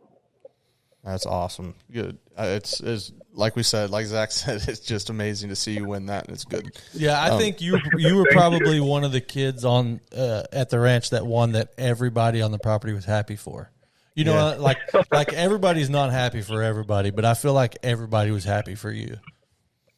Yes, sir. It was crazy. A lot of people, like just old friends, like that I haven't talked to in a while, just because we separated from school and stuff like that, were super happy. My whole family. It was definitely an army that was happy, and I was very happy myself, because I know how much work I've put in just to get to this point. So it definitely felt real good, and to see my parents proud, for sure, that definitely made me feel very good. So did you ride a 450 or did you ride a 250? I rode a 450. I just kept it stock, and EBR prepped my bike very well throughout the whole week, so definitely helped a lot with confidence. And yeah, it was just on the 450 and limited and the mod class. At what point did you start riding with EBR? Because you switched to a Yamaha, and I kind of didn't know that was a thing, and then saw you under the EBR tent there. So at what point did you link up with those guys? So actually, the day right after regionals, my dad got a phone call from Josh, and he was like, "Hey, how would you like your son to be under the rig? He's been working hard, and we want to help him out at Loretta's." And my dad relayed that news to me, and when he relayed that news to me, I was very, very, very excited. And that's been a dream of mine too, to ride for a team. So that felt very good, and the whole team is just great. I'm very glad and grateful that opportunity came to pass. So it definitely feels good. So, did you like being under a rig with a team? Was it everything that you thought it would be, like expectation wise, or just kind of how you thought it might go? Oh, that's a great question. It was everything and more. My mechanic Eric and Jeremy, they were very, very good. They were just, for the mud motos, the way they prepped my bikes, like the team, I had my own locker, my own dress station, like water bottles, hats, and everything. It was a lot more to it than I thought, but it's definitely a dream scenario to be in. That's just what I've dreamed of since I was a kid, and it definitely was more than I thought, and I'm just very grateful. Seriously, it was awesome. I wouldn't trade that experience for the world. So does that relationship continue on after Loretta's? I mean, was that a one and done deal, or are you guys staying together through Ponca, Minios, that sort of thing? Yes, sir. That relationship is going to continue on. I had a talk with them the other day, and we plan on the same help at Ponca and Minios throughout the year. At Loretta's, it was kind of a proving ground for me, just to see where I was at. It was a chance, and I had to go up there, batter up, and take the swing, and I was able to do my job and be up front. So the relationship will continue on, and hopefully we can keep putting great results in as a team. Yeah, I feel like you proved yourself a little bit. Yeah, I think they'd take you. Thank you. That was my goal. My goal. That's kind of a hard one to win there. So did at any point during that, and I know you raced two classes, but talking about the class that you won, at any point during the week or during those motos, did you feel like did you get stressed out that you might have kind of thrown a wrench in the opportunity to win that class?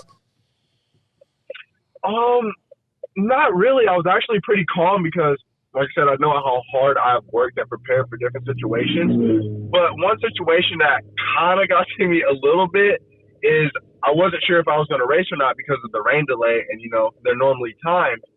And they were saying 450B might be the last moto of the day, and that was a championship moto. And I remember getting all dressed and hyped up, listening to music, and I was just like, okay, it's game time, it's time to go. And they just called it off, and it was like 450B will be second moto in the morning, and that was like a mixed emotion for sure, just anticipating the biggest race of your life, and then they push it back to the next day. So I didn't really get any sleep at all leading to the championship motos, but got on the line, and I honestly wasn't even that nervous on the line for the championship moto. I just felt like I was prepared, and that's the work I put in with my team and God and my parents. So I just went out there and was able to get the job done, and like I said, I just can't be happier. And that was on Saturday, right? That was Saturday morning? Yes, sir. Saturday morning at approximately 7:15 a.m. Yeah, so it sprinkled some, right, during your moto, but not rain. Sprinkled some, not rain, correct. And then right after I got off the podium, the skies just opened up and it started raining like crazy. Yeah, because we were stuck under the tents over there beside the podium, and we were having to drain water out of all the easy ups so they didn't collapse on us. So so was the track pretty good for that moto? Because they had been able to kind of prep it up. The track was amazing. That was probably the best the track has been. The only thing that was a little soupy was the start, but I was on the 450, so I was pretty confident in getting starts in the thicker stuff. I just had to get a good jump. But the track was amazing. No complaints about it. I rode a little tight because of the nerves, but that was my first time being in that position. So moving forward, I feel like I can take what I learned from that race and elevate my craft some more leading into Ponca and Minios. Right on. So what tire did you run? I wanted to run a scoop the whole week, and then the team was like the MX-34 when you try the MX-34 because the motos are going to be slick. It's a slick base at Loretta's. And I remember after saying that, I went out for practice, my second practice, and they watered the triple coming out of Storyland. And I had a scoop tire on, and I was just going to double it, the triple, and I slid all the way up the face on the first lap. It was like the side lap. And I went down and I actually fell on my wrist, and I thought I broke my wrist that day. And I was like, oh, God. And that made me switch to the 34. I was like, okay, you guys are right. I want to try the 34. And the MX-34 hooked up great. Couldn't be happier with it. That's awesome. Yeah, that's the right choice. There was a lot of people going back and forth, but we had there were some deals where we were like, what are you doing with that tire on? So and so told us to, or we saw it, and we're like, no, you don't run that tire. It's just there were some head scratchers that week for sure on tire selection, and some people should have run the scoop and some people shouldn't. And like maybe a very first moto early in the week when it's actually plowed and once they push all that dirt off, I'd be scared to run it. Yeah, all the dirt's gone. Like Kevin Windham said, he was on a dozer trying to help prep over like the finish line area, and he said I couldn't even dig. There was no dirt left. It was hard as rock with a dozer. Yeah. Hard base out there. It is a very hard base. I don't want to be caught with a scoop tire on that. No. No, not at all. Well, Jadon, 450B mod champion on the EBR Yamaha. I know you're driving back to H-Town. When you get there or on your way, you need to listen to some old school like Mike Jones. Who? Mike Jones. Paul Wall. Yeah, Paul Wall, baby. He's a good kid. We might not want to taint his ear. He's a good kid. Listen to throw down some South Park Mexicans, some Ghetto Boys. I know all that good Houston music. So that way, next time we have you on, you know what we're talking about. Awesome. How about this? If I listen to that, I'll send y'all a few gospel songs to listen to. Can y'all listen to those for me? Absolutely. Yes, Hey, I'm with you. We will, Jadon. But actually, I take that back. Don't listen to any of that stuff that we just said. None of it. Don't listen to any of it. Yes, sir. Yes, Yeah, sir. you're on a good ride. Yeah. You keep you're, the good you're doing vibe. you're doing the right thing. Don't let us corrupt you. Thank you so much. I appreciate that. All right, Jadon Cooper will. You can find him on the cover of Moto Playground magazine. You can find him under the EBR tent at Ponca City. He's your 450 B mod champion. Be careful going home, and thanks for coming on, Jadon. Hey, thank you guys for having me. This is a blessing and a dream come true to be able to talk to you guys on this platform, and I just appreciate everything, guys. No worries, eh? Well, trust me, we'll be having you on again for sure. Yep, we're very proud of you, Awesome. Jadon. Keep it up. Thank you so much. God bless. Yep, you too. Yes, sir. I feel like I need to go to church now. You do. We do it every Wednesday at Taft House. He does. He's such a good kid, though. He is. Such Telling a him to good listen to kid. South Park Mexican. What are you I know, doing? It's good music. I mean, Zach is a decent role model, y'all. Just but hey, sometimes you got to look over things. yeah, he does not need to listen to any of that music that we just said whatsoever. His parents are gonna they're gonna have you by. Oh, his parents are awesome too, by the way. They're not talking to you no more. No. All right, how about Zabojnik? You want to do that one now? You want to take a break for a minute? Yeah, let's take a All right, minute break. all right. We need to give Dax. Let's take a break, folks. Yeah. All right. All right, so we're back, and we're gonna get into our next guest. We got another. Actually, we're gonna call the champion's dad because the champion is 8 years old, and He's gonna talk to us. Though. he's gonna talk to us. But I feel like at 8 we might not get like a full length. Should I turn the air conditioner up a little bit? Is it chilly? No. Okay. All right, let's get this call underway, guys. Jesus, Brian. It's taking you so long. You're going to lead this one too, Taylor. All right. Me. Yeah, Brian. IT guy. How many ITs have you done today? Hello, AJ, what's up? It's Taylor and Zach. what's going on? Oh, just sitting here talking about motocross. Doing a podcast. Excellent. Yeah, so we this is the champions episode, and we've had four champions, 5 championships so far. We've had Jeff Emig, Heath Harrison, Jadon Cooper. Deacon Denno, and now we've got the father of the gingerbread man who won the 57-8 class at Loretta's. Well, thanks for having us. You're welcome. We're Thanks in good for company. Yeah, thanks for answering the phone. So we really just want to pick your brain a little bit and have you tell us how the experience this year maybe had been a little bit different than past, and how Kannon was able to come put it together and y'all come away with the championship. Well, I mean, I don't know. I think that this is our 4th year at Loretta's, and off the track wise, everything has been pretty uneventful. But this year with the rain and everything else, it was definitely the most challenging Loretta's we've had. What were his moto scores? He went 2-1-6. Oh wow! So, Yeah. yeah, first moto in the 50 class, we had the 42nd gate pick, and I think he was running 11th on the first lap, and then moved his way up to second. I think we were like a second behind the leader or whatever. After in a great race, and we didn't have enough. Second moto, we got the win, and then third moto got tangled up in the first corner. There's a video that just dropped that shows everything. It was a pretty gnarly crash, but he was able to get back up and get 6th and get the overall. So did you know, like, while he was out there, did you know that 6th was going to be good enough?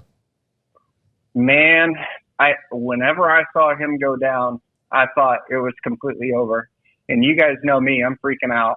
Yeah. He's down on the ground. I mean, I saw that it was a gnarly crash, and so I thought that everything was over. But then I walked up there to the tower, and I saw that he was making up good ground. He was making passes. Absher kind of had a mistake. I saw that Kannon, I think on maybe the second to last lap or the last lap, he got by Absher.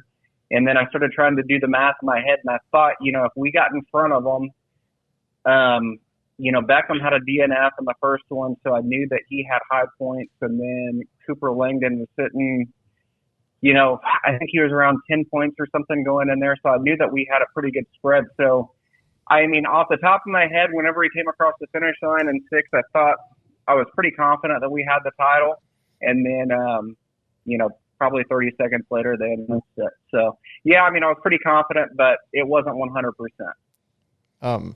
Hey, how was that, not knowing what was going on when y'all pull up into staging for the last moto? No one knew what the track was going to do. It was absolute chaos. Yes, I was up there with y'all. And how was it dealing with an 8-year-old that, and all those emotions with yourself and that? How was it? What was that like up there?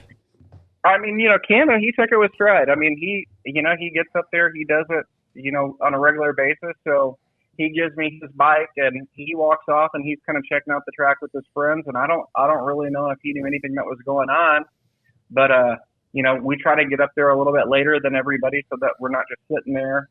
And I pull up and everybody starts telling me what the plan was. Hey, they're going to do a flag start, and people were booing and all of that. And so, it was just a madhouse. And, once we got clarification from AMA and everything, and then, I didn't even know if we were going to race. All day, we were watching. I know that they were, cutting lap time or cutting races and stuff like that, cutting them shorter so that they could get us in. So, we got up there and it was just, kind of like a deer in headlights, like, hey, this is what's going to happen. It's going to be a 3-lap race. So none of that really played in our favor, but at the end of the day, everybody has to race it. So, it was a difficult, couple minutes while they're getting everything settled. But at the end of the day, it all worked out. Yep. Yeah. So is that what it ended up being? It ended up being just 3 laps for y'all on the last moto? Yep. 3 laps. Woo. Flag start from the first turn. Yep. I was 3 watching. laps. I left a little earlier just to get a head start on the way home, and I was watching online, and I remember I saw the where they painted the little gates on the dirt. Yeah. Which was, I'd never seen that before. But I couldn't remember that it was only 3 laps, and that's not much to get. No, especially when you're down in the first turn. Yeah. Wow, I bet that was stressful. Yeah, and those kids, those kids have never done a flag start. No, we have never done a flag start. Some of the people that race cross country and stuff, they said that they had done it, but I was, one of our strengths, especially on the 50, is the gate start. And I feel like that there's some separation between, the kids that put in the time and really focus on this. And with that flag start, there was no ruts. Like, they were lined up really close. And whenever I saw it, I had like a premonition. I was like, there's going to be a big first turn crash. And then, I tried to politic as best as possible just to, have them backfill that, right before the gate so we could come out of the gate, but there wasn't enough time. And, we got tangled up. He went down, but he popped right back up and took off. So it all worked out, but it was definitely a stressful situation. If it wasn't, if it was more than 3 laps, I think that we would have been okay. But, that was difficult going down immediately and then having to get back up and move your way through the pack. So what was that start? Just because the aerial view that I got on the TV was probably a little different than actually being down there. So what did y'all have? It looked like it was about 30 or 40 feet to the first turn. Yes. Yeah. It was pretty close. And so we had a short straightaway leading up to the first corner. And then, everybody, you'd get out of the gate, you'd get going, and then you have to take like a right-hand turn. And really, my feeling was that everybody was going to go into the corner and there wasn't going to be a whole lot of separation. And I thought on the bigger bike, there could be a pile up. And, I mean, that's what happened, but it all worked out. Yeah. That kid rode, he was going insane fast. He was just wide open. You could tell his whole demeanor he was a full attack as soon as he picked that bike up. Yeah, well, I mean, I don't think, the game plan going into it was, number one, it was a flag start. So we had never done a flag start, and they said, well, if you jump the gate, like if you move before the flag, then it's going to be an immediate 1-lap penalty. So our major focus on the line was, hey, make sure that you see that flag go up before you move, because we're not going to jump. I mean, we've hit the gate before, Kannon gets anxious or whatever. And so that was the big thing. And he waited till that flag came up, and he had a little bit of a late start and then was moving through, making up some good ground. He said that he was kind of looking to the right. There was another rider that was kind of pushing out wide. So he was trying to push out wide. And then there was a kid on the very outside that was just flying, but he was like, he was like kind of coming, and he wasn't doing like an arc. Like he was just like coming straight over. And like the video that just dropped, like you see Kannon, like by the time he sees him, I mean, he jams the rear brake, but he's already getting into him. And then, I mean, they tumble, and, Kannon pops back up, gets back on the bike. Now we're not calling him Gingerbread Man anymore. We're calling him Gumby, because I mean, he was full on Scorpion. His visor flies off. And I mean, from my vantage point, I thought that it was over, but whenever as a parent you see your kid go down hard, I mean, your first thing is my kid going to be okay? And after seeing him flying through the air, I was like, they're going to be taking him off on a stretcher. And then he pops back up, and that's what you want as a parent. That's what you teach. Like, if you're not hurt, get back up and get on that bike as quick as possible. And he got up and ran to the bike and took off, and ran a great race after that. So we're very thankful for his health and safety, and being able to pull it all together. So 8 years old, 2 Loretta's championships.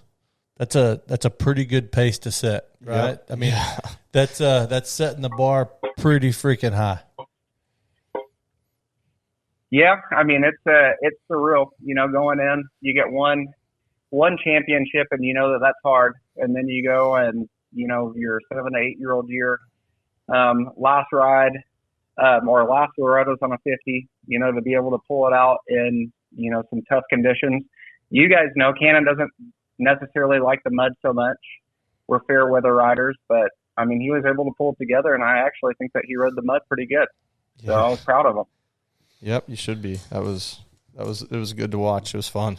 Yeah, I'd say intense. If there was ever a year that you should be like more proud to win, this would be one of those years. Yeah, it's a crazy year. The first flag start like that at Loretta's, little 50 dudes have to do something that no one else has had to do. They've never done that, right? They've never. I don't think they've ever. I don't know if they've ever done it, but I don't know. I wish they. I don't know. I wasn't. Yeah. I was up there for all that, and I don't know. So speaking, I mean, you've got what? 4? How many 50 classes? So there are 4. So you got 40. So you got a couple hundred parents that are just screaming, and a lot of the parents that were up there demanding the third moto, then they're demanding that we come out of the gate, and then other ones were like, no, we don't want to race. And so it was just mass chaos. And I mean, I think that's why the 50 parents get the reputation, because we haven't been around, and everybody wants the best for their kid. But yeah, I mean, it was just a madhouse. I mean, we waited around all day. We didn't have a whole lot of direction. We didn't know if we were going to get it in. So I don't know, but it all worked out for the best. Like, I'm glad that they got all the motos in, and, Loretta's is a 3 moto format, and it was a challenge, but that's what makes Loretta special is that there's a lot of adversity. You get the best riders in the world. They're racing. You got to deal with the weather and the track conditions and everything else. So like I said, whenever I first got on, like, we've been to Loretta's this was the 4th year, and this by far was the most challenging as far as the track, the weather. I mean, and if it wasn't raining, it was hot. I mean, miserable. Like the humidity was bad. So it was definitely the most challenging year at Loretta's that I've ever had. And it's like, whenever you see this, whenever you go through that, it's like, wow, like Loretta's, like this is the real Loretta's, like this is the challenge. Right. That's the Lorettas we grew up with. That I grew up racing. Yeah, that's what I was going to say. The last few years have been powder puff compared to. Yep. Yeah, people that like are y'all's age don't understand what Loretta's really is, because people like I know people who've been there 4 and 5 years and say, "Oh, it's never rained out here." No, well, I'm right there with you. Well, that's how we were. But if you go from whenever it was 4 or 5 years ago, if you go backwards, 2016, it always rains. Yeah. Like it's that's a thing at Loretta's. It always rains. Now, I have been there. There was 1 year, probably the oddest year. I think I'm going on like 20 times there or something. But there was 1 year where I actually wore a hoodie almost every morning, and it never got hot. That was probably the oddest year that I've ever been through. But it's always, I mean, dude, I've seen people wakeboarding behind side-by-sides down those roads. Yeah. Like legit. Well, they were definitely doing that. They were definitely doing it this year, along with mud wrestling and everything else. I mean, we lucked out. We got a hookup, so we were up at top of the hill. But normally, where we park down in the trees, down there in the low-lying areas, I mean, there's probably 6 inches of water down there. So we didn't get down into the pits to see all the fun and mud wrestling and stuff. But we saw the videos, and it was nasty. Well, and that's one of the tricks to Loretta's too, is knowing what parking areas flood when you don't get a hookup. Because there are definitely some that flood really bad. Well, we got to see the ones that flooded, so that spot that we love so much, I don't know if we're going to be back to it, just because, if we get rain like that, then it's going to be a lake. Yeah, well, it makes your trip misery if your RV's sitting in water. Yeah, that spot y'all had this year, AJ, was perfect. It was all raised up, all grass. You had that whole corner. Yep, I mean it was a sick spot. Yeah. So like leading into when it started raining, and early on they were kind of talking about cutting the 50 class a Moto, right? I mean, I thought like it was was like the first thing they said. It's raining. Way premature, but the families kind of, I guess so to say, stormed the Capitol. Were you part of that? That's 50? what we said. Were you down there for that? I did not go. I mean, that morning it was raining. I slept in, trying to enjoy my vacation a little bit. And, we got up, jumped on the phone or whatever. I saw that MX Sports had made an announcement or whatever like that. They said, hey, it's going to be a 2-moto format. And in my experience, once AMA goes out and they tell you what they're going to do, there hasn't been a whole lot of luck in changing that, So then I saw the post of people saying, we're going to, as you say it, we're going to storm the Capitol. I mean, I didn't really feel like that. Us going up there and complaining and everything else is going to do a whole lot. Basically what we told Kannon is, hey, you're going to race today, and there's a good chance that this is going to be a 2-moto format. So you're going to have to go out and win it in the second round.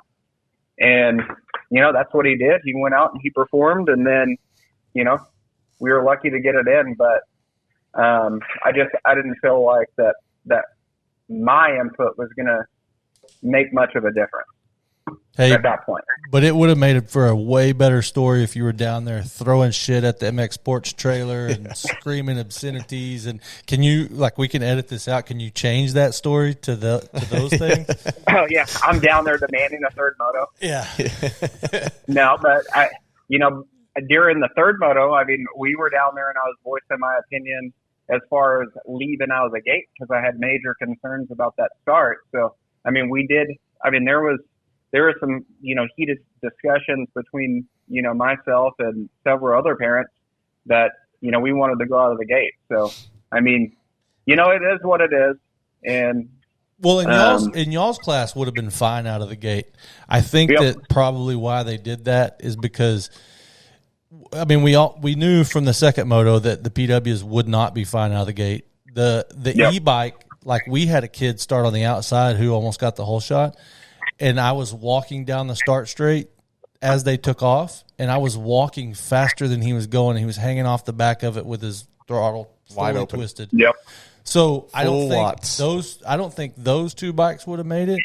So if they gave y'all, that would have opened up a whole new pissing contest, right? If they gave it to y'all, but then not the others. But so Zach, you weren't there. So they took a while to set up what they set up, and then they had to do sight laps and all. There was a big break. No. I was watching the whole thing. The sight laps went on forever. Like kids kept coming and kept coming. Like, outside looking in, for me, they have 3 dozers. They could have spent that time with that same amount of time with the 3 dozer on the starting gates, and actually push the mud off, and like they did in the first turn. That area they cleaned up for them to start from, the dirt was perfect. Right. But perfect. For some reason, they kept backblading that start. I know. He never pushed.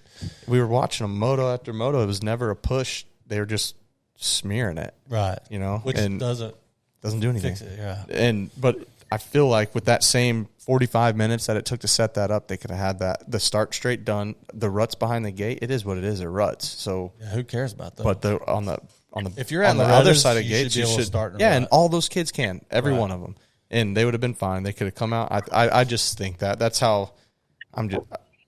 I know. I mean, that was my feeling. I felt like it was going to be deep. I mean, I know that the P-Dubs the day before, they got stuck and they were looking out for everybody, but also, I mean, they go out and prep the track. I mean, we did have a time crunch. I mean, for sure, call it what you want. By the time the last moto got off the track, it was dark, you know? And so and I'm not taking away from them to get the races in. They got them in. That's so awesome. They might have fumbled the ball at the goal line on that one a little bit. Yeah, that start line. Whenever I walked up there and I saw it, and I mean, it was gnarly. I mean, it was wet. It was muddy. So I can see why they made that decision. It's just, from the outside looking in, like you make that decision and it's all great. Like, hey, we're gonna leave here. Everybody has to deal with the same stuff. But whenever that's one of your strengths, leaving out of a gate, leaving out of deep ruts, leaving out of stuff, like then it's like, well, one of our advantages is taken away. So, I mean, everybody has their own opinion, but at the end of the day, they got the races in, and that's all that matters, Yep. And y'all won. That helps. Hey, that helps your attitude on this situation. Well, I wouldn't even be on this podcast if we lost, but my outlook would have been completely different. I would have been, I would have definitely been pissed if we went out and we got tangled up on the start or whatever, and we gave it away. I mean, that would have been heartbreaking, especially for Cannon's been riding a 50, and we've been concentrating on the 50, and so to go out and you're sitting with 3 points going into the last one, you're tied for the championship, and you lose it off of that. I mean, I would have been sour, but it all worked out. Yep. So. Yep. And it was well deserved. He rode his little butt off. That's good. And that's pretty good stats. You've been to Loretta's 4 times and you've won it twice. That's that's pretty solid. Well, I mean, but now we're moving on to real bikes, so that's where we're getting started on working on that. So we'll have to see. I mean, it'd be nice to go there and every other year be able to win or whatever. I mean, that would be great. But it's just going to get harder from here. Has he spent much time on the 65? I mean, he's been riding it, but he rides it for strength and everything else. Like, the bigger bike, I think that it's made him better on the 50, but we haven't concentrated on the 65. Like, we just, no pressure. I mean, and we say no pressure, like, we don't put a whole lot of stock into it right now. Like, we're just now starting to concentrate on the 65, but it's been, hey, just go out, have fun, do your best or whatever. But then you go out and you lay an egg, and then it's kind of like, oh, you did terrible. You got to do better. So it's a double-edged sword, Yeah. So, but I mean, we're working on it. I mean, we're focused on the 65 now, and I mean, whenever you know that you have to make the jump, it's kind of bittersweet because it's like you're leaving the 50 behind and you're never going to be there. And I mean, the 50 years have been great, but then you're kind of looking at the next thing, you know? So even this year, it's kind of like, yeah, we got the 65. We need to start working on it. But I mean, that's what we're doing now. So hopefully in a couple of months, they'll be comfortable on it and we'll be able to get some good finishes. A lot of parents, when they're done with 50s, are pumped, like they kind of cuss the 50s. But I loved racing 50s. And part of that is I never had to work on them. Like I had a pretty cool program set up to where, well, on PWs I just didn't work on them. I should have worked on them, but I just didn't because they were like $900. So I just go buy another one. Yeah, throw away. Yeah, and then we got a deal with Cobra, and I could buy them at a price. So I would have them deliver me one to the National and race it and then sell it and make money before I left. And I didn't even have a practice 50. And I put my kid on a 65 to practice when he was 6. And so I don't even know how to change a clutch, and I don't want to know how to change a clutch. Right. And so 50s were awesome for me. Yeah.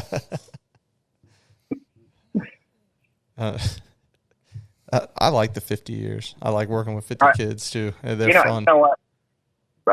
I've had a blast. Like, I don't necessarily love the big races because there's pressure and, you know, stress and everything else. But as far as just going out and riding and coming up through the ranks and stuff, I mean, these 50 years are going to be something that we look back on, and we've had so much fun on them. I mean, it's really going to be hard. I mean, you know, change is inevitable, but, you know, on that last 50 ride, which, you know, might be Minios or whatever, I don't know what our plan is right now, but, you know, it is definitely going to be a sad day. Like, I mean, it was a little bit sad whenever we went from the junior to the senior, but whenever we're completely off of 50s, I'm going to miss it because, I mean, the 50s to me, I mean, everyone talks about how, these 50s are, you know, so much work and they're a pain in the butt and all of that. Like, it's just, if you get a maintenance program together and you learn how to work on the bikes, they're not bad, but you have to stay in front of it. You can't get behind. And so all in all, his 50s have never given me any problems. I feel like that they've been great bikes. And, I mean, I'm going to miss them, and I think he will too. Yeah, it's a lot of fun. And the truth be told, really, especially at y'all's level, like once you start shifting and having clutch, you've got to get pretty serious, right? Because if you don't, you get behind really fast. And once you get to that 85, like once you jump into that older 85 age group, if you're behind there, you're probably not going to catch up. Yeah, it's hard. Yep. So it gets, you know, it gets a lot more serious at that point. It's really nice to hear an elite 50 dad say that, though, that they're loving their 50 years. You know, it's a breath of fresh air. You hear all these guys that are so bitter at it all the time, and it doesn't need to be. Well, you know, but I think a lot of that is that the people, I mean, I know, look, I mean, you get bikes and you'll get a bike and you get a dud. I mean, everybody does. Like, I mean, you just get a bike that it just seems like that, man, everything that could go wrong will go wrong. But, I mean, that's like a very small percentage, but we go to a lot of local races. Like, I mean, Kannon, I mean, racing is our life now. Like, all of our friends are racers and everything. So we go to the local races, we go to the little local arena crosses or whatever. And like, whenever I'm there, if anybody has bikes that need work or whatnot, like, bring them over. I'll try to do what I can. But like, these people are like, oh, this bike has never ran right or whatever like that. And it's like, well, have you checked the CFD? Have you done the float needle? No, they haven't done any of this. So we go through, and it's like you spend 30 minutes and you go through it, and then the bike runs like a top, and then they're like, holy crap, I didn't know that this bike was going to run this good. It's like, you know, what I see is that a lot of people, they get in the sport, they get a bike, and they don't know what they're getting into. So then it gets so far behind on the maintenance schedule that it's like, yeah, that bike runs like crap, but it's not because the bike, it's because you haven't been upkeeping it. But once you're like, hey, you got to check this like every couple of rides and, clean your carburetor and do this. And you know what? Once you start doing that, they're solid bikes. Yeah, that kind of works with most things. So it's the not knowing part that is a hard. Yeah, right. Most people's 50 years are like full of really hard life learning lessons with how the sport works. Being a coach, I learned early on, and I was a coach before either one of my kids rode. But I've just kind of looking ahead, I figured it would do me more justice if I didn't learn how to work on dirt bikes. Because being a coach, man, you would never stop working on dirt bikes. Yeah, let mechanics have that job. It is sometimes it's really nice to say, I don't know how to fix that. I use that a lot. Call Marty. You coaches are busy enough with coaching and then all the track upkeep and everything else. So, I mean, you guys have a tough job out there. But what's crazy is you watch, and there's always, in every group, there's always that one dad that works on everybody's motorcycle. Yeah. Right? Like you see it in every group, and there's that one guy, it's like, take it to him. He can fix it. Mm-hmm. Yep. I was not that guy.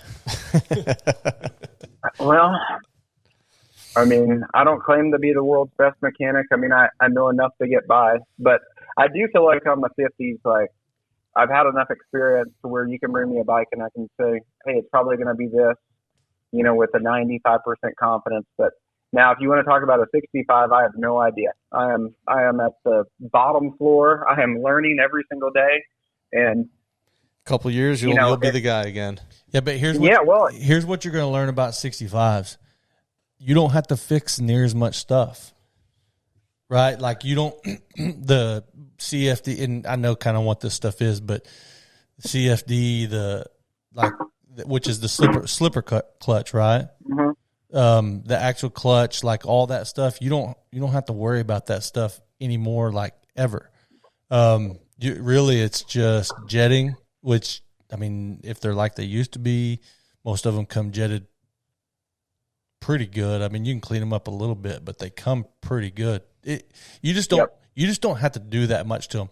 I think the next thing that you're going to have to worry about is just like wear and tear items, not the bike, like regular issues with the bike that pop up. It's going to be wear and tear from riding so much and your kid being hard on them.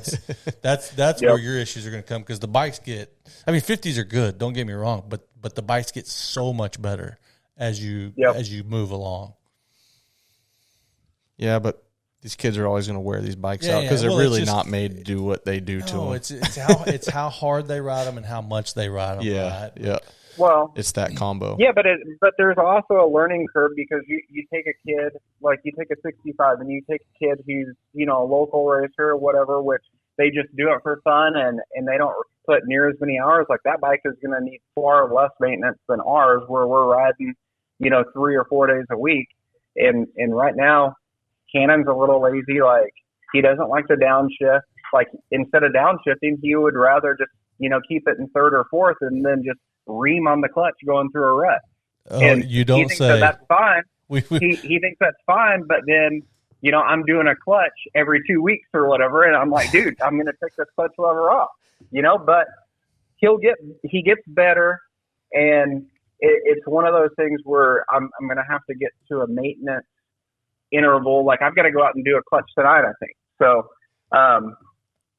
but that clutch has probably got 40 hours on it or so it's not like it's a big deal, but it's just getting those maintenance intervals down to where you're taking care of problems before they pop up. Like, for the last month, I was like, oh, this bike might need a clutch, but I was like, but it's running good. I'll take it down the alley or whatever, and it runs fine. And then today it was giving them some problems, so I'm going to change the clutch out, and we'll see what happens. But on the 50, I'm like, hey, we've got X amount of hours. That clutch is going to be replaced regardless of if it's giving me problems, Yeah. But right now I'm still trying to learn, okay, where is the happy medium? Because you don't want to go out and spend extra money that is not required, just replacing parts that don't need it. But I mean, it's a learning curve. You move up on bikes, and I'm sure that 85s and above are going to be the same way. Hey, I'm going to give him a little tip, or give you a little tip to pass along to him. You should never have to replace a clutch on a 65 ever. Well, he's sitting right here next to me, but can you hear us? He's watching his iPad. He's got his headphones on. I mean, I'm sure that he's listening, but he doesn't want me to. He doesn't want me to know he's listening. But, Yeah. But I mean, that goes back to where we haven't really worked on the 65 a whole lot. He's been riding it, and early on, man, he rode the 65 really good. But then he learned, hey, I can be a little bit lazy here. I can just use the clutch, and I don't have to downshift. But we're going to have to get on them. As far as, I mean, the big thing with the 65s is you've got to go through the gears. You got to go down, you got to go up and down again. And that's the fun part. You can't ride it like 50. He really likes to keep it in about like third gear, fourth gear, and just hold it wide open and not ever shift it. He just leaves it in that gear, and then he uses the clutch in the corners, and he likes to ride it basically like a 50 with the clutch. Right. But one gear. And so that's what we're working on right now. But he'll come around. I mean, especially once he doesn't touch a 50 again, then I think progress will be made. But you've got probably Ponca and Minios before you're done with the 50, right? Yeah, and everyone asks, like, going into Lorettas, we were like, we might not ride the 50 anymore, like after the Lorettas, but I mean, he loves the 50. I love him racing the 50. If we've got an opportunity to get some championships, like, he's not too big. He fits the 50 fine. And so as far as I'm concerned, we'll go out and we're still going to race. But now the focus is going to be, going back to the 65 and getting better at the 65, whereas we use the 65 as like a training tool to get them stronger over the summer and then this whole year. So I don't know. We'll see how it goes, but we're going to be more focused on the 65 than the 50 moving forward. But we still anticipate him racing the 50. That he'll figure it out quick. Once he needs to, and he knows that I got to run that pace, he'll figure it out quick. They always do. Yeah. At Spring Nationals, and I'm not like, he rides the 65 good. I mean, his starts have been horrendous lately, and we got to get better on that. But I mean, I kind of feel like that maybe I'm like, oh, he can't ride the 65. Like, he's had some good results in the 65, but going into Loretta's, like, his heart was in the 50, and that's what we concentrated on. So, make no mistake. I mean, we want to be up on top. So a third place or a fifth place or something is not where we want to be. But I mean, there's a lot of work to be done to be up there in the box with those riders, because there are some fast dudes out there. Mm-hmm. It's a fun age. So it's not going to be easy. Yep. Yeah, and then you really have to start thinking about, okay, you got 1 year in the 7 to 9, and then, depending on his size, do you do the 10 to 11, or do you go to an 85? Because a lot, if the kids are big enough, a lot of them go to an 85 and get a head start on that. So, like, it moves fast. Once you get rid of that 50 and move it moves quick. Like, I think we did one race in the 10 to 11 on a 65. No, two. I forgot. We did the world championship on it, and we weren't even racing anymore. But I mean, we needed to be on the 85 because of size, really.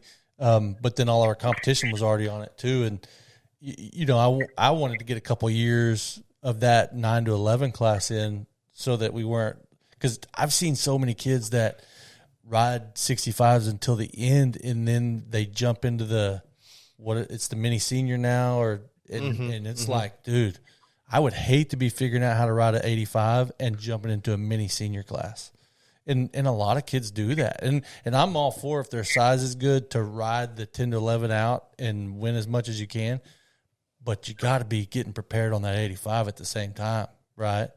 So, Yep. So yeah, once you move up, now it's going to come at you quick, and decisions, and it's fun though. You'll enjoy it. It is. The process is awesome, and the cool thing about it is y'all are going to do it together, which is the most important thing. So, but it is a process that comes at you fast.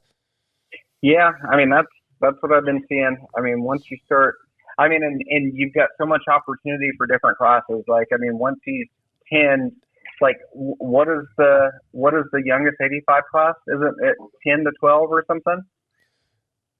Cannon's whispering 10 to 12. So, I mean, he's been asking for an 85 for like 2 years or something. So, wait, did they do away? There was a 9 to 11 class.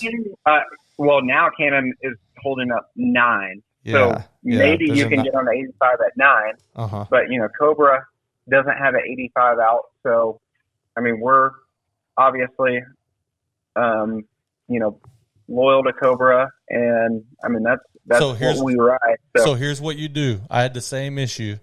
We had a Cobra contract as the same age as you. So here's what we did. The one that it doesn't cross that contract, get you a Suzuki 85. Yeah. That's what we did. Well, those Suzukis, they run, They're good. They look like they're yellow. They are good bikes, but they're not like, they don't hurt your contract because they don't make 65s, right? Yep. They don't make 50s. So that's what we did. We started on a Suzuki 85, and I'll tell you what, that bike was good. Yeah, that's a great idea. Those are great bikes for little kids too to learn on. They got a lot of torquey little bottom end. Yeah, a lot of bottom. Yeah, it runs like the KTM Husqvarna gas bikes. Like, there's not a lot of difference in how those things run. My kid loved it. Mm-hmm. And you know what I loved about it is the first one we had.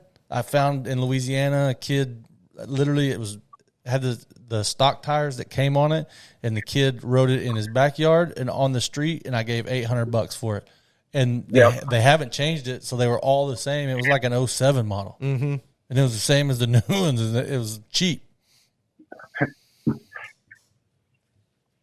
So yeah, that's a like for someone that's in that kind of in that kind of a contract, that is a good plan that you can. Well, I mean, we're still on the last year of 50, and now we're already talking about 85. That's how fast it comes, AJ. Hey, it's going to hit you quick. Yeah, you better figure that clutch out. I know. But man, you guys know me. I'm like you want to know what I'm doing on a Saturday night? I'm like, follow up with me on like Friday night about 10 o'clock, and I might know. Like, I'm very day by day, so I don't like to look. Man, we just are along for the ride. We take it day by day.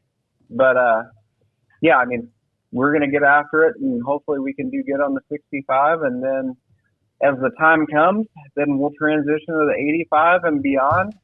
But, I mean, a lot of that is just going to depend on how fast he grows. I mean, Kannon is still like a great size for a 50. He weighs 60 pounds. He's not too tall. So he really hasn't hit that growth spurt. So I mean, but in a year or two, he could, grow a foot. And then the 65s are, really like too small. So I don't know. I mean, it's really just a crapshoot of what we're going to do, because it's all dependent on his height and weight and all of that. So you just I really like to take it just month by month or whatever, and enjoy the ride. That's the way to do it. Enjoy it. So, well, AJ, we're going to have to keep moving on this. Thank you very much for your time. It was a great talk. Congratulations on another championship there. It's been fun, a really fun ride to watch Kannon grow up the last 4 years, and y'all are doing great things with him. And we just wanted to chat a little bit, and thank you for your time. I appreciate it. It's good talking to you guys. Yeah, you too. Yeah, congratulations on the championship, and we will. I'm sure this won't be the last time we have you on. No, we'll have to get more. Looking forward to more episodes. All right, thank you. Right on. Thanks, AJ. Yep. Thank you, guys. All right, bye. Bye. All right, so we want to That was a good roll. one. That was a good one. That was an episode. That was that we could have done. Yeah. Here's the deal: we could have easily gone way longer in that one because he talks good. Yeah, He's got AJ's good awesome. stories. Yep. Yeah, that was a good one. There's more to their story of racing and how they come to motocross too. So I'd love to talk to him some more. The thing is, like, in order to really get to have him on, if we go with the premise of the show is we need Kannon to be like moving into pros. Yeah, but I feel like that's too long to wait. I know. That man. So hey, do you know? So like 4 years ago, when I was at South Central, when Kannon first started riding, that's when we met.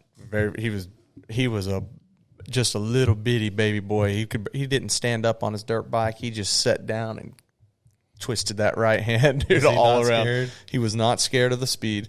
He just had no idea what to do with it, and it's been a fun ride to watch that kid grow up, and they're doing good with him. But it's funny to see where they came from, Right. His mom and dad would just be ripping next to the side of the track on pit bikes, just on the rev limiter, awesome.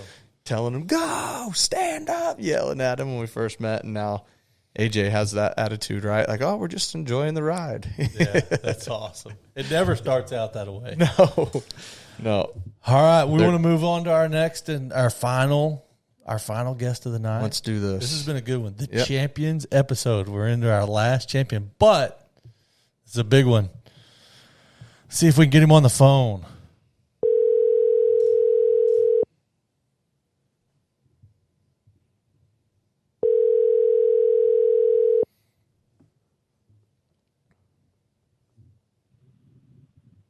Hello? Is this the Horizon Award winner, Daxton Bennick? Yeah, this is me. All right. So Daxton Bennick, did you finally got done with dinner? Yeah, it went all along.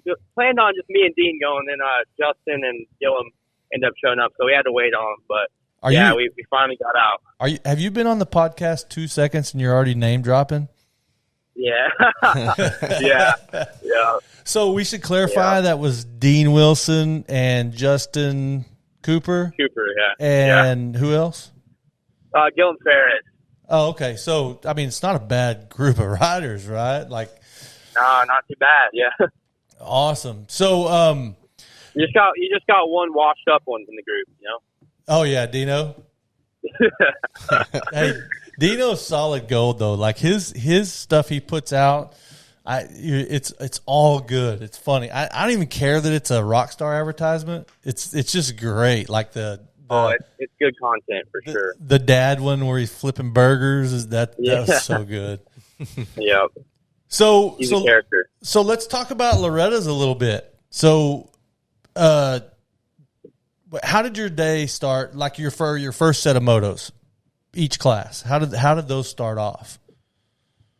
So my first moto, I probably came out around 10th, and I got to the front pretty quickly. And then once I got to the lead, I kind of just had fun with the track a little bit. I didn't have much pressure. I broke away early, and I just played around with the track, had fun, and I won that moto by about 15 seconds. And then my second moto, I was kind of planning to do the same thing, just wanted to get a good start, and I had like a little bit of arm problems that moto, and I got arm pump like the first lap, so I didn't do very good that moto. But that was like my only bad moto. So that's good. Well, so it's funny that you brought that up because we actually were talking about that, myself and Taylor that's here with me, and we were both saying like it looked like he was messing with them, right?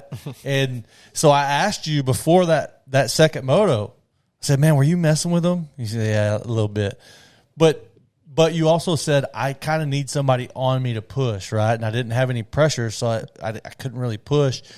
And then, like, that second moto went the opposite of the first moto. So I was like, uh-oh, what's wrong? And then I talked to your dad, and he was like, man, he actually told me after the sight lap that he wasn't just wasn't feeling it, right? So yeah. So y'all knew before that moto, before the gate dropped, that was not going to be a great moto.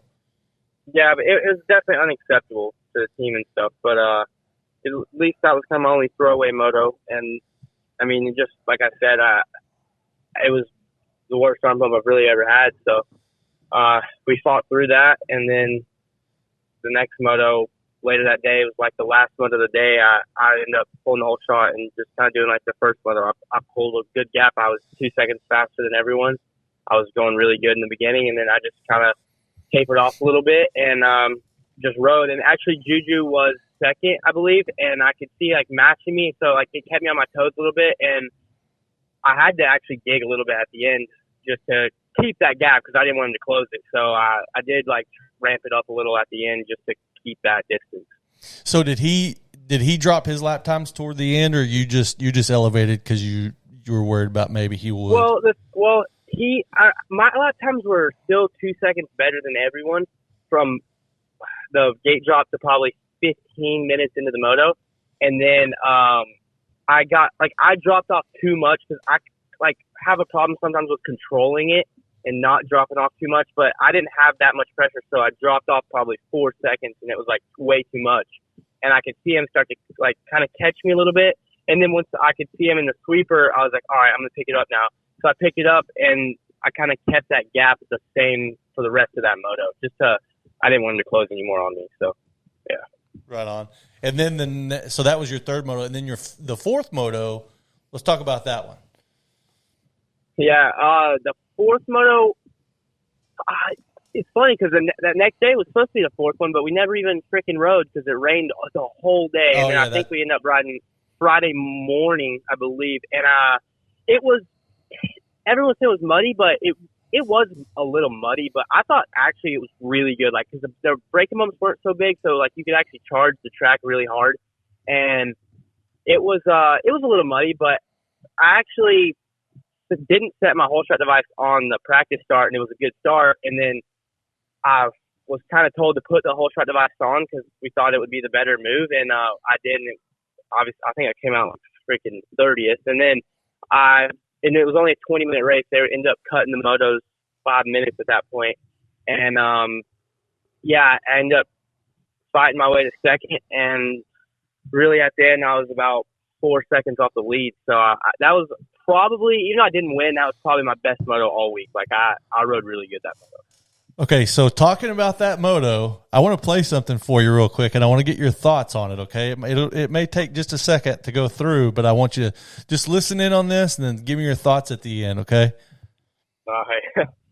Did something special off the start that I can't tell you guys. It worked. That was the first good start I got, and it was a whole shot. And then Ferry passed me back pretty quick, and then he nose picked into the commandments, and it was just I had a pretty big gap on like the first 2 laps, and then I just chilled, backed it down quite a bit. Probably shouldn't have done that because I kind of want to crush these guys' souls a little bit. But you know. So the quote was, "I had a pretty good lead, and then I backed it down.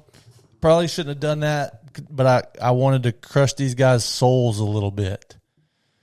So what do you think about that? Because for me, I was like, okay, if I'm looking at 1, 1, 1, 1, like 6 ones, I don't even think I'd say something like that then. But if I'm like, this is my first moto win, I think that's I don't know that I could go there. What was your thoughts on that? Did you hear that, and what did you think about it? Yeah, I heard it, but I think he's talking a little crazy for. I don't even know if he has a championship at Loretta. So I mean, that's a pretty bold statement to say when there's nothing to back that for sure. But I was really looking forward to a good moto the next moto, and it fired you up a little bit. Yeah, it really did. Honestly, I was like, all right, buddy, we can go that route, and I was pretty excited for the next moto, but the pressure got to him, I guess. So that was his only shot of winning a championship, and he folded. But at least, I wanted Gavin to win, so at least he got the championship because I was kind of out of it on that one. Right. Yeah. So I was like, whoa, that's a statement right there. And then the next moto. So I'm going to go watch the next moto because like if it's me when I pass, I'm going to saw that front end off or something. So I want to go watch that. And then like 2 laps in, he rode off the track, and bike sounded fine when it went past me, but I'm not a mechanic, so I don't know. But, yeah, I think that definitely backfired. But you came from like 30th to 2nd in that moto, right? And you were like not very far behind. Oh, we can edit that out, right? Technical difficulties. Difficulties. We got you back. What is that? We got you back. Who? Yo. Oh, there you are. Okay, so I was saying you went from like 30th to 2nd in that moto, right? Yeah, I did. I was very buried, and I ran out of tear-offs pretty early in that moto, but I was able to get through it. And you had, I think they said, well, actually, they said on the video that I was watching that you were 4 seconds back, and they cut that moto down to 20 minutes. So had you had the 25 minutes, you think you could have made that thing happen? Yeah, no doubt. I mean, I set my fastest lap on the white flag lap, so oh wow, I had it. I wasn't tired at all. I felt very good that moto, and I was coming out of the stand, and he was hitting that corner before the finish line. So I mean, you were close. I really wanted it to go longer, but I mean, whatever. It's just a moto at Loretta's. Right. So then after that, your last 2 motos, how did those go? Yeah. Okay, so the next one was like the really, really muddy one. That like everything I could do just stay up. So I had a terrible start again, but I got to 3rd, and then I saw Gavin in front of me, and I think Juju was winning, and I was pretty much like I was going pretty good in the beginning, and then I stopped sending it a little bit because like my seat was so slick I couldn't stay up on the bike at all. I had to stand up a lot. So I just tried to learn as much as I could riding in that mud. I knew if I ever had a race like that in the pros, maybe I could learn something from this race at Loretta. So I just tried to learn, and those guys are a little better than me in that moto for sure. That's kind of where I was that moto. And then last moto was, I knew it was going to be tricky. The track was really one line, not very rough, nothing that was a big separator anywhere. I think the sand was the biggest part that you could do, like passes or maybe make up some time. So I knew the start would be important, and I came out 2nd, which was good. I think Harrison was in front of me, and I ended up crashing on the first lap. Hold on. Have you seen the video of his start? Oh, it's unbelievable. We talked about it. There's nothing really wrong with it because he really, like, I think they docked him like a lap. But he got it. Really, he got it back, so he ended up getting 2nd. Yeah, we had him on. We had him on earlier, and he what talked did he say about it. He talked about it. So he counted, and he timed it. Yeah. He had been doing that all week, but said he was scared to use it. But he knew that he wasn't going to win the championship in that class, so he's like, screw it. So he watched. He went up there like 3 hours early, and watched to see how quick they were dropping it, and he timed it, and it worked out perfect. And then he said he was like 5 laps in that moto, and he was thinking they're probably going to dock me a lap. And as soon as he pulled off, they moved him to the left instead of giving him a stand, and he didn't end up getting his lap back until 8:00 that night. Wow, yeah, that's crazy. Yeah, but that start was epic. Yeah, it was. Because I came out of the gate, I thought I had a good start, and I was like, oh, I should probably see where everyone's at. And I look over, and he was already in the first turn. I was like, oh, I'm there. And then I came out 2nd. I was so confused. I was like, wait, what? What's going on right now? Yeah, it was pretty. I don't know that we'll ever see a start that good again. It was pretty awesome. Oh, yeah, that was a good start. So you just kind of sat back there for a little bit and then took the lead in that one and got the dub, right? I crashed that moto. Oh, you did? Yeah, I crashed the very first lap, and I went back to 6th maybe. Juju, I think, was right behind me, and I think that was the only guy that was like in it a little bit. But I laid down. I was riding good that moto. I think that next lap I ended up passing 2 guys, and then I got into 3rd. And got by Jacob, which the 450s were good that moto for sure. And then I got into the lead, like, I think 2 laps to go. It was only 15 minutes, so it kind of scared me when I crashed. I was like, oh, I'm going to have to sprint because I don't have that much time. So Yeah, I think I got into the lead about 2 laps ago, but I went 1-1-1 in that class to Open Pro. That's the best way to win it. 1-1-1. Yeah. Yep, for sure. That's awesome. So, last time at Loretta's, your dad was pretty emotional about it, which understandably so. Like, I mean, it's a big milestone, and he's kind of, well, you've been kind of on your own for a couple years now, right? Down in Florida. Yeah, I've been on my own for 2 years. But like knowing that as a dad, like knowing that probably you're not going to need him as much at the races anymore. Like that was probably the last hurrah of you and him, doing that part. Understandable, but I'm sure he'll still go to all the races. He's got that plane, and I would fly that thing to every race if it was me. Got air conditioning and satellite radio. What else do you need? Yeah, that is true. I went with him last weekend, and it was good for sure. It's pretty convenient, obviously, and I'm lucky enough to have a dad that can do that for sure. Yeah. So tell us about your star deal. How long of a contract did you get? Because we know you're into the pro ranks now. You got 9th this last weekend. Obviously racing the rest of them, and then you'll go into Supercross. But how long of a deal do you have with Star? I have 2 years in the pros. Nice. So it's a good. Yep. Well, with that, hold on. So that starting next year? Yes. Oh, that'll be real good. I believe my pro year either just started or starting soon, I believe. Gotcha. So you'll have all of outdoors and Supercross twice. Yeah, and then another one, yeah. Oh, that's awesome. Yeah, that's a good thing. Good, for sure. Yeah, you definitely, those 1 year pro deals for an amateur are almost a death sentence. It is. It's hard to go out and expect a kid to do good, because now that I know I've raced the pro rounds and they're not easy. No, they're definitely not easy. And you've done good, because how many top 10s have you had? I believe 4. Yeah, that's not overall. 4 motos. Yeah, but two overall. 2 overall top 10s. I was 1 spot out at where was it? Spring Creek. I was 11th. But still, I mean, for an amateur kid coming in, I don't think you can ask for anything more than that. It is hard to get in the top 10. Really hard. Well, and yeah, for sure. And I feel like no one has seen me with a good start yet either. Like, these guys don't know. If I get a good start, I mean, I can run that pace. So I've been working on my starts, and I really want to start up front, because every moto I've worked my way through. Riders used to say that all the time. I feel like if I get a good start, I can run that pace. But you actually know, because you ride with those guys regularly. So you know what pace you're capable of.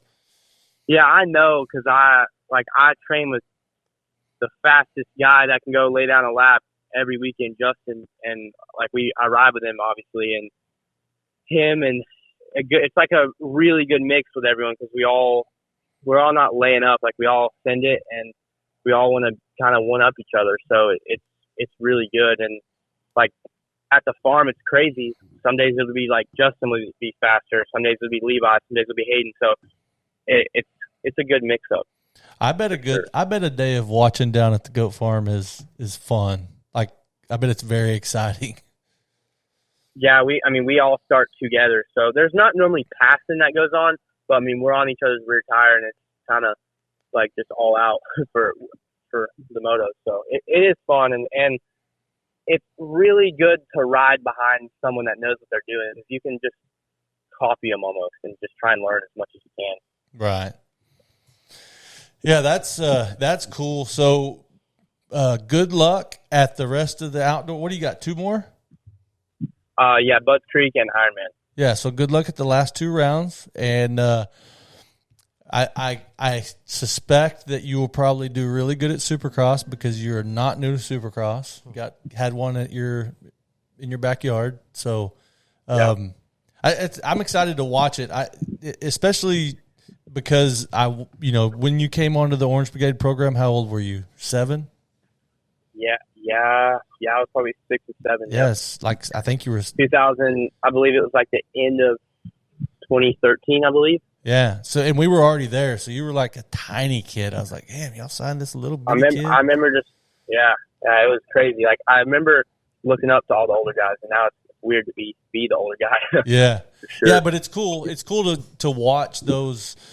Taylor's not quite as old as me, but I've watched several generations kind of come and go through the sport, and it's always cool to see that new crop that you watched when they were on a 50, and then watch them go all the way through, and then you get to see them in pros. Because a lot of those pro guys now that are running up front in the 250 and 450 class, my kid raced on 50s.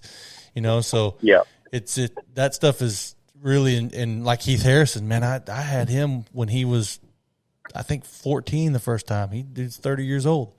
Mm-hmm. Yeah. So crazy. Yeah, that kind of stuff is really cool to me. So excited to watch your future, and man, thanks for calling in. We enjoyed having you, just like we enjoyed having your dad. That podcast was a hit. So sure. we appreciate your time, and good luck with the future. Well, thank you very much for having me on, guys. Yeah, no problem. We'll probably be talking to you again at some point. Yeah, that's cool. Call me anytime. All right, thanks, Dax. Have a good night. Yes, sir. See you guys. See ya. All right, that is a wrap. Yeah, that was it was a lot, but it was a lot. Yeah, every great. one of those, that was a good mix of champs right there. Every one of those we could have took way longer. Yeah, and maybe we can in the future. That was cool. We had a plus 50 guy, a 50 guy, the Open Pro Sport champ. Yeah, we bookended that bad boy. Yeah, so all right. that's good. Well, don't forget to subscribe, share, comment, all the good stuff on all the social medias, and get on the YouTube. Thank you all for listening. Yeah, thanks for listening. We appreciate you.